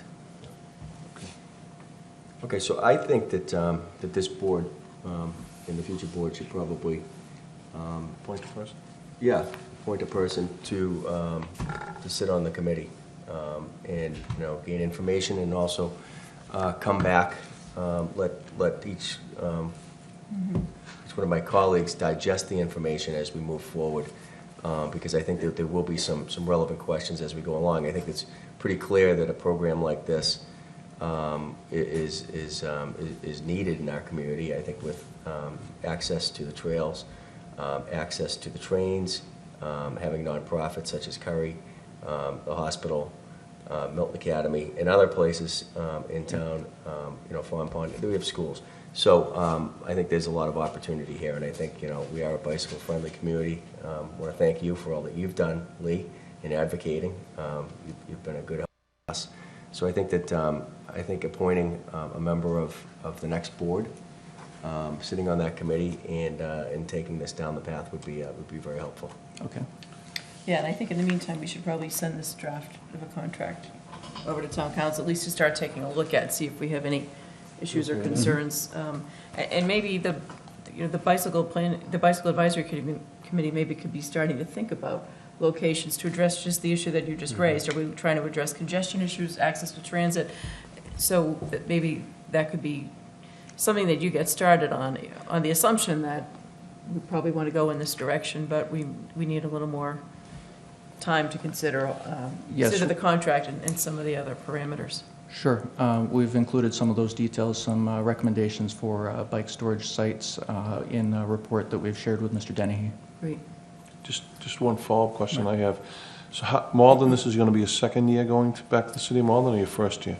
We did a pilot program with 200 bicycles last fall. It was a 6-week program. And they want 200 back this year? No, more than that. So they want more than that? 4 to 5. So that gives you it would probably be advisable we would want to do something similar, start with a pilot program for X amount of bikes to kind of give us a guideline of how many we would work with the town to figure out what's the right number. We I have do no mins clue. and maxes, yeah. I have no clue. We do this across the country, and 50-plus markets, and we're launching in Europe as well. I do want to give special thanks to MAPC. They've done a ton of work. I saw Eric Barassa today downtown, and he's made himself available. Any questions? I mean, obviously, this was a process, as Lee laid out, that started last fall. And the reason that's important is dockless bikes, it's not like Hubway. Right. I should mention I worked for Hubway at the very beginning. For the first 2 years was their GM through the first 1 million trips. So I understand the power of the bicycle. Dockless bikes think of the analogy, they're like a cell phone. And Hubway's a landline. And I love Ma Bell. I use my landline when I'm at my desk, but I'm not always there. And to have that flexibility of dockless, it really brings bike share to communities that have not yet been able to afford it. And that's the second piece, is we don't need anything from the town except cooperation. I need you to connect me with the groups who are doing good work, reaching out to the community that are trying to help people live more active lifestyles and shift their mode. That's really what this is all about. So MAPC, a ton of work they've done, and they've offered to be a resource here. And I think maybe if the planning staff could take a look at what the Bicycle Advisory Committee has proposed in terms of storage and other locations to see if there's any thoughts or any other ideas that they might have would be helpful. I agree. Me too. Just one last thing, and I thoroughly appreciate that pilot notion that you mentioned, Chair Wells. With a lot of success in Boston, most of the programs we ran were pilot programs that now have been adopted policies throughout the city. And we had mentioned, access to the T, whether it's down Central Ave, that way where you can get to your final destination. Yeah. These bikes do a very good job of doing that from what I understand. Hubway and other locations kind of bring you to a location, but not necessarily your final destination. So I look forward to working with Lee in particular and this group to find some locations, find the proper person from the town side to work through this. And would you say July was the date that we might roll some of these bikes out to the town if we can agree to the memorandum of understanding? Yeah, essentially, I have a full warehouse of bicycles right now, and more coming. So it's really at your discretion and timing. Should you choose to do so, we can turn it on pretty quickly. Great. Okay, so I will be the contact person in the meantime. Love to grab a cup of coffee and go through the logistics of it.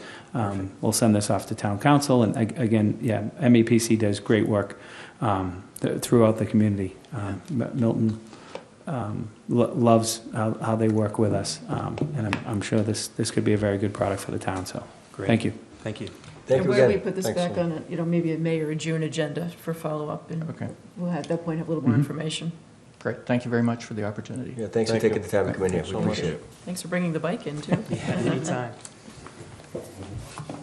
It's definitely a flag that once you start to fly it, people will see it with those colors.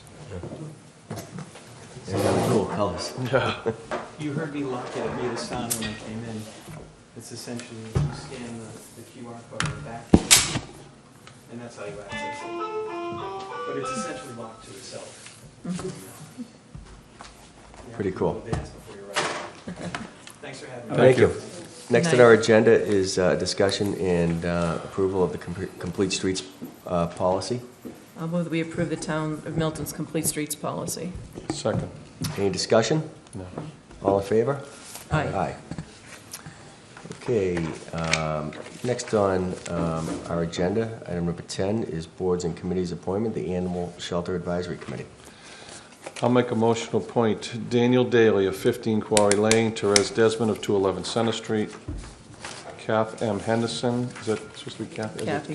Kathy M. Henderson of 121 Atherton Street, Dennis Cohane of 1035 Brush Hill Road, William Ritchie of 629 Randolph Ave, John Sheldon of 213 School Street, George DeGaius of 660 Canton Avenue, and Alyssa Cook of 70 Fairbanks Road to the Animal Shelter Advisory Committee to serve through April of 2019. Second. Any discussion? They're going to be done by then, right? Let's hope. All in favor? Aye. Aye. Okay, boards and committee appointments again. The Milton Village Central Ave Revitalization Committee.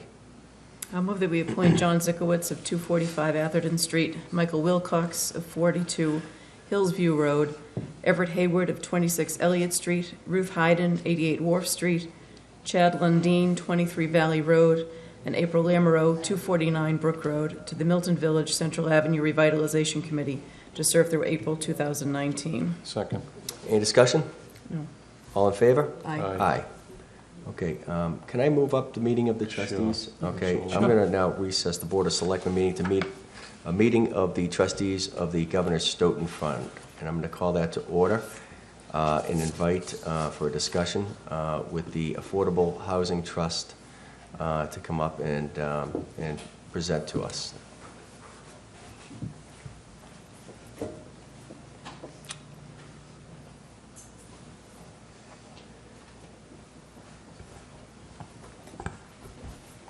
Good evening, all. You can come on up and Tom, why don't you sit grab a down. third chair? Bring a third Yeah. chair.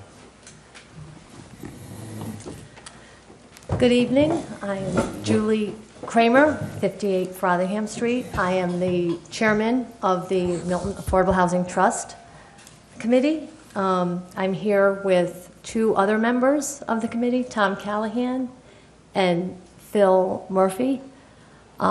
We are here tonight to discuss our April 5th letter sent to the members of the Governor Stoughton Trust, in which we requested a significant portion of the proceeds from the sale of the town farm to go to the Milton Affordable Housing Trust. We know our timing is impeccable and that there are probably a lot of questions from the Board of Selectmen. And with the changes coming to the board, you may not want to vote tonight on our request.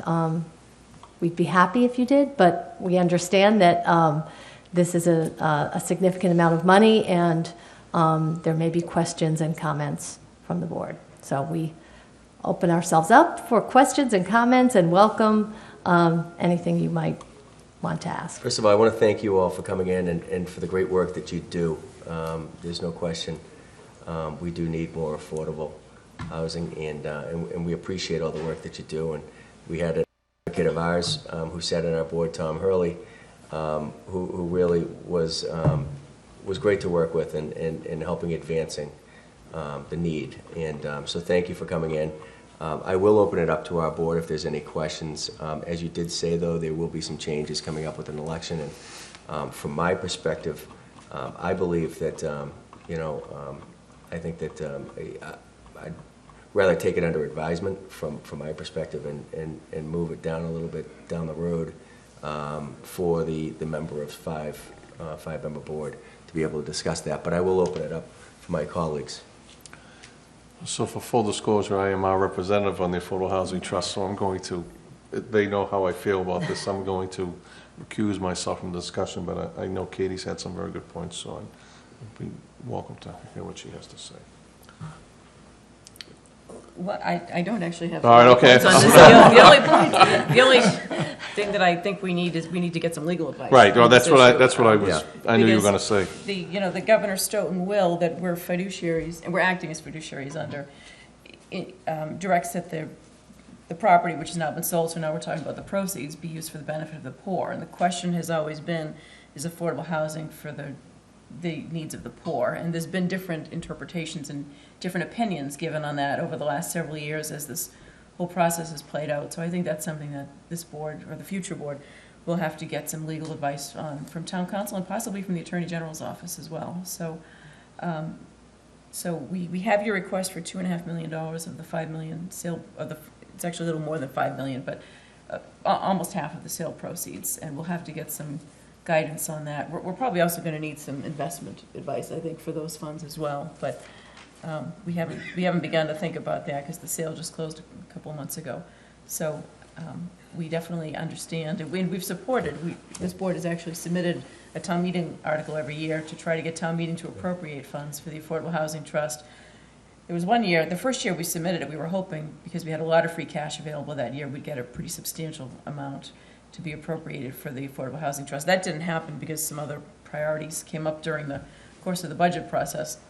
But we certainly understand the need, and I think we'd like to, I had suggested at one of our last meetings that we ask you to come back in and talk with us about the 4 acres and some options that may be available at that location. So I'd like to see us schedule that for some time fairly soon, once we get in place and we have our new structure in place. You know, we've toured that. I updated them, so they know. Toured the library. It's going to be decommissioned, or it is decommissioned, be sold. You know, one of the, we think that fits in the sweet spot of the Governor Stoughton will and trust, but I understand it's a legal issue. And you have to understand that this committee we operate unlike other affordable housing trusts in other communities. There's several of them around the Commonwealth. They have a funding source because they have they've adopted the Community Preservation Act, so they have a source of funding we really don't. As you say, some efforts to get some funding in there. But in terms of using money to leverage projects and so forth, we really don't have anything. Yeah. And, we're working to try to develop the ideas and the plans and look at available sites and so forth. But there's not much we can do until there are some funds Yeah, available. and we're sensitive to that. We know that it's a challenge when you don't have the resources. You've at least been able to do I know you did some first-time home buyer programs and some other educational Absolutely. outreach, which was very well received and very good. But We looked at Habitat for Humanity. Could we do a project like that? But, as you mentioned, the need in the town, not that this should be the driving need, but to meet the 40B targets, we're at about half of that. We have about, looking at statistics, we have about 841 units that qualify, and that's about 500, that's 5%, so we have a very substantial hill to climb. And, we were discussing tonight some of the statistics. Most of our affordable housing units are senior housing, through our great projects here at Winter Valley and Unquity House and so forth. We do not have many family units, and of all those units that we have there are only 2 that are really ownership units. They're all rental units. But lately, there's been a very positive development with some of the zoning and the developments in town. We've gotten affordable units, like the few that are on up, I think there are going to be 4 more coming into our rolls from Woodmere. Right. And we've got some from Central Avenue, a couple of units. So, but that's a very small, step, those things, so. And they don't take money. I mean, that's working with developers, but we're not gonna get to that goal. And I think we all feel on the committee that that's a goal. I think everybody in town would agree that we need more affordable housing units. Some people would say it's because we need to meet, the goal to prevent 40B developments. I think all of us feel that, any increment we make is because it's the right thing to do. And, I would add that, the median price of a home here in Milton is way out of the reach of many, many folks that even live here, right? They're fortunate enough to get their families home, or they're fortunate enough to, work it out. The income to support even a $460,000 home, which, in some cases is somewhat modest here in Milton, is about $100,000. So I know poor is a relative term, and, Tom and I are in the affordable housing industry, and we don't like to use the word poor. It's somewhat antiquated. But I would suggest that there are, a number of folks here in Milton that have to move, that cannot remain here in Milton because the housing prices are so exorbitant. I just want to clarify, the reason I use the term poor is because that's in the will. Right. So Yep, that's no, what and what the Governor Stone Yep. trustees are bound by, but I understand that Yep. we're really talking workforce housing when we talk affordable housing. So is that that poor? And that's where I think the legal interpretation comes in. Right, and I'm not a lawyer, so I won't offer a legal opinion. You play one on TV, But in the housing world, certainly the United States Department of Housing and Urban Development generally uses, different housing programs use different figures, but 80% is kind of the most often used, 80% of area median income, and below that, HUD considers that low income. So there's different definitions. Sometimes low income is below 50% of area median. Sometimes it's below 80.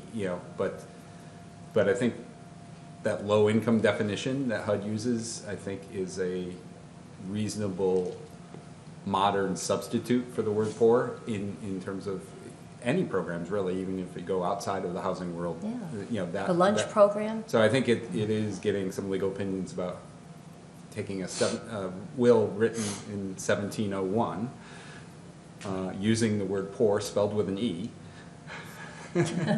and what does that mean in 2018 in Milton in his low income, the standard low income definitions, or low moderate income even definitions, a reasonable substitute. But you're a lawyer. There's other lawyers that are going to have to opine on that. But we'd be, obviously, we're available to work with you and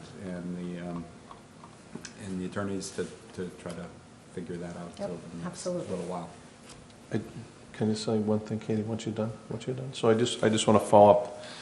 When I became our representative on the Affordable Housing Trust, this is something that I really knew nothing about. I think sometimes and often we see it here, this board and prior boards have seen it associated with 40B as some massive, huge thing, and if you don't take it, I'm going to use it as a baseball bat to threaten you. But the reality of it is that for affordable housing, and especially in this town, it's for young families, as you say. It's the children of the residents who live in these houses now. It's the new employees, the young teachers, people who come and invest here who would like to move here. There are so many places, Lyman Road, that area there, Duggan Lane, which was the former Belcher School, were places that when they became surplus, we used to help people who were starting out in this community. Sometimes it was employees, sometimes it was new families. But you've done some great work. Mass Housing Partnership, looking at possibilities, not massive, just chipping away at giving the person today who has no opportunity an opportunity for tomorrow. And I'm very happy to continue to be our advocate with you in this mission. So thank you for all your hard work and for coming in. Thank you. Thank you. Thank you so much. We appreciate it. Yep. Faith, Tom.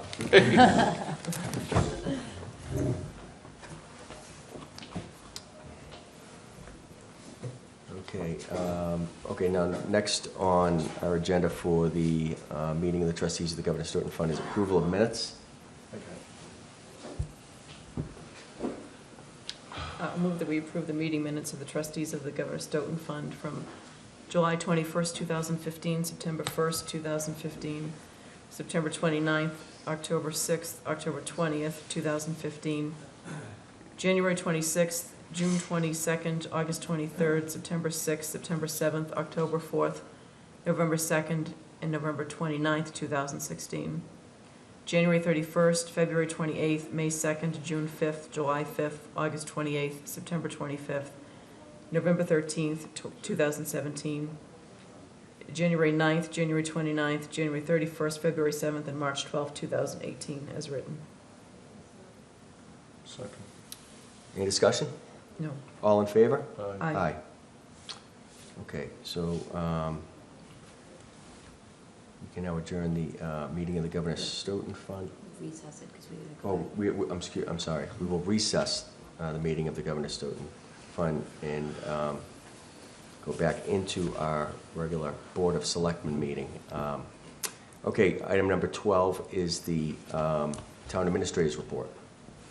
Thank you, Mr. Chairman, members of the board. Just a couple of updates and reminders for the public. We talked to the printer today, the warrant, which was discussed tonight, and all the committees and people that worked on it through the budget process. We've been very fortunate this year with the state and local aid, and we appreciate that. Those books will be dropped off at the post office. We will have a link to the annual town meeting warrant posted on the town's website on Friday, and they should be delivered to the homes Saturday, Monday, or Tuesday in advance of the election on April 24th and our annual town meeting on May 7th. So thank you to everyone who was involved, including this board and all the committees that made that happen. So that's coming soon. Look to the town website Friday for that link. The retirement office is moving next Tuesday to its new home on Willard Street.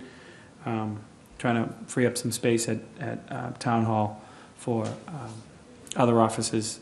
Chief Procurement Officer is looking to move, making room for that. The hours at 40 Willard Street will be Monday to Thursday, 7:30 to 4:30, and Friday, 7:30 to 1 p.m. Again, that's Tuesday, April 17th. The retirement office will be moving to 40 Willard Street in Quincy. Yard waste, I see a lot of yard waste out this week. I appreciate the diligence for people to separate that from Our trash stream, we will be picking that stuff up curbside next week, April 18th and 19th. Again, our townwide elections are Tuesday, April 24th, and our annual town meeting is Monday, May 7th. I don't think, I'm pretty sure everyone doesn't know this, but we have a special announcement tonight. Katie Conlon. I think we're going to defer that. Okay, great. Yeah, Thank you. we can do that. But I think the only other thing I have left is I want to thank this three-person board. The voters of this town have moved to a five-person board that I will report to April 25th. I look forward to that, but I would be remiss if I didn't thank the three people to my left here, in addition Tom Hurley, who served on the previous board. It's been a pleasure working with a board of three. I look forward to the board of five, but it's been very good working with each of you three individuals.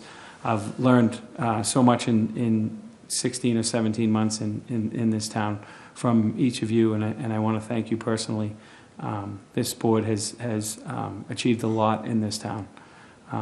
There's numerous things I could mention, but I won't go any further. But to that point, I would like to specifically thank Chairman Burns, who will be having his last meeting here tonight as a part of this triumvirate. So, all three of the legs on the easel made it work. But David, you'll be truly missed, and I can't thank you enough for working with you on behalf of the town for you. So, thank you. Thank you. So now on to the chairman's report. The first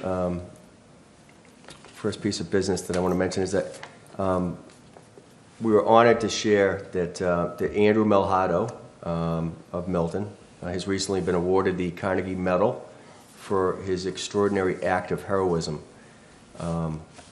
Andrew rescued Tajay Robinson and attempted to rescue Nina Lewis from a burning car in Milton. Mr. Melhado actually broke windows, extended his upper body into a burning car. Feeling a person, he removed the boy from the back seat. He attempted to then remove the driver, but intensifying flames precluded him. So Mr. Melhado was named a Carnegie Hero for partially entering this burning vehicle to rescue a 17-year-old boy and attempting to rescue the driver. So I wanted to make the town of Milton and its viewers aware of this great act of heroism by one of our own. And I'm glad we were able to report this tonight.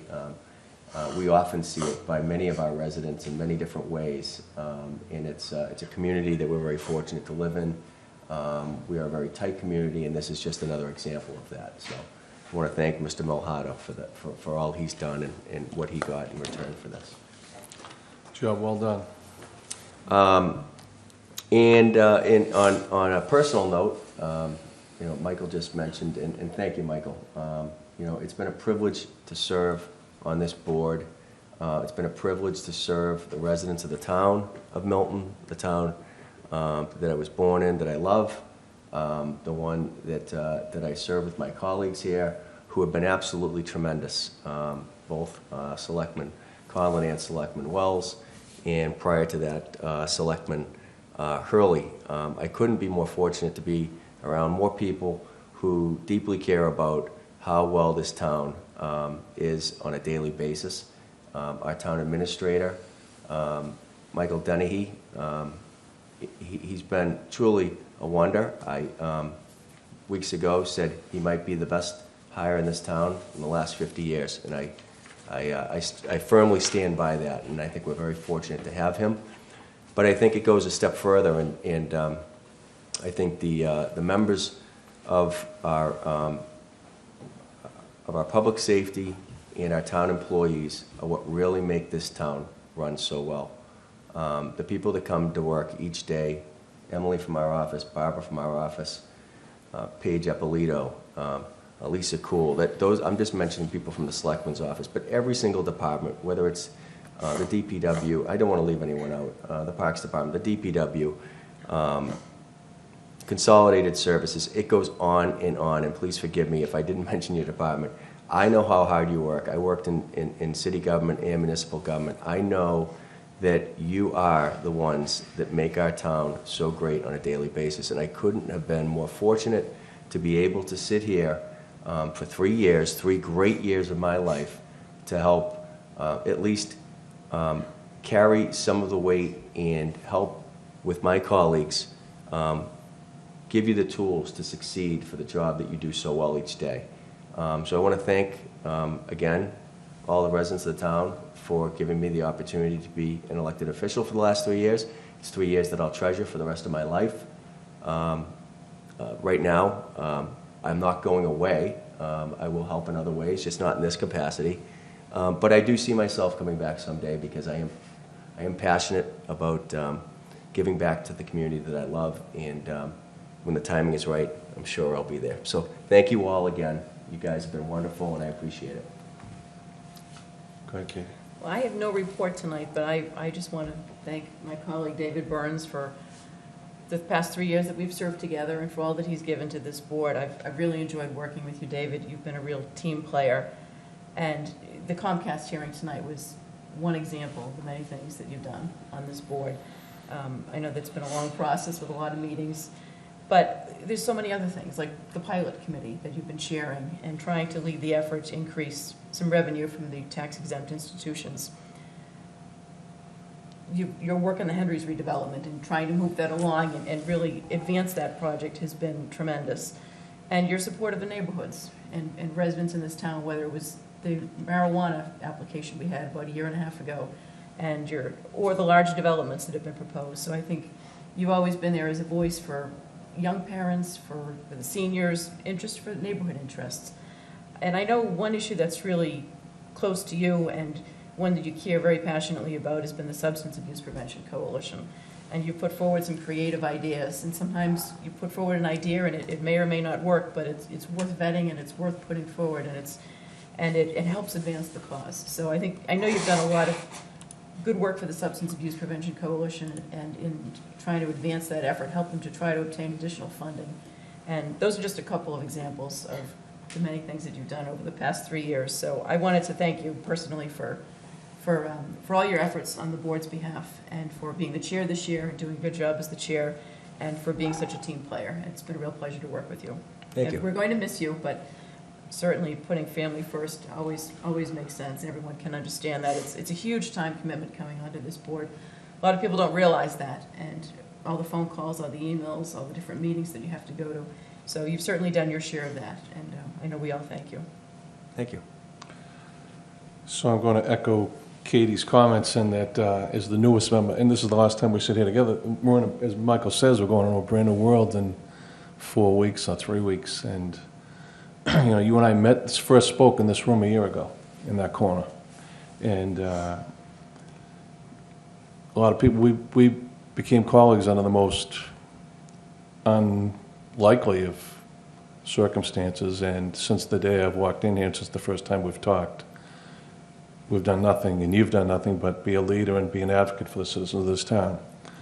But when I was a young kid, my father used to say to me all the time, when we brought home our report cards, he didn't care about the front. He used to just flip it over to the back, and the only grade he cared about was if you got an A and puts forth the best effort, which I never got, but that was the only place he would look.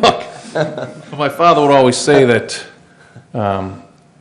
it's all about the effort you give, and you've put an A, an effort in everything you've done here. And when you leave here, you have to look no greater of a legacy, which is, as I said to you the first time we spoke, absolutely belongs to you, because you made the effort to make it happen, which is the gentleman who sits to our right. Because without your effort, I don't think it would have happened. And I remember watching the meeting that night.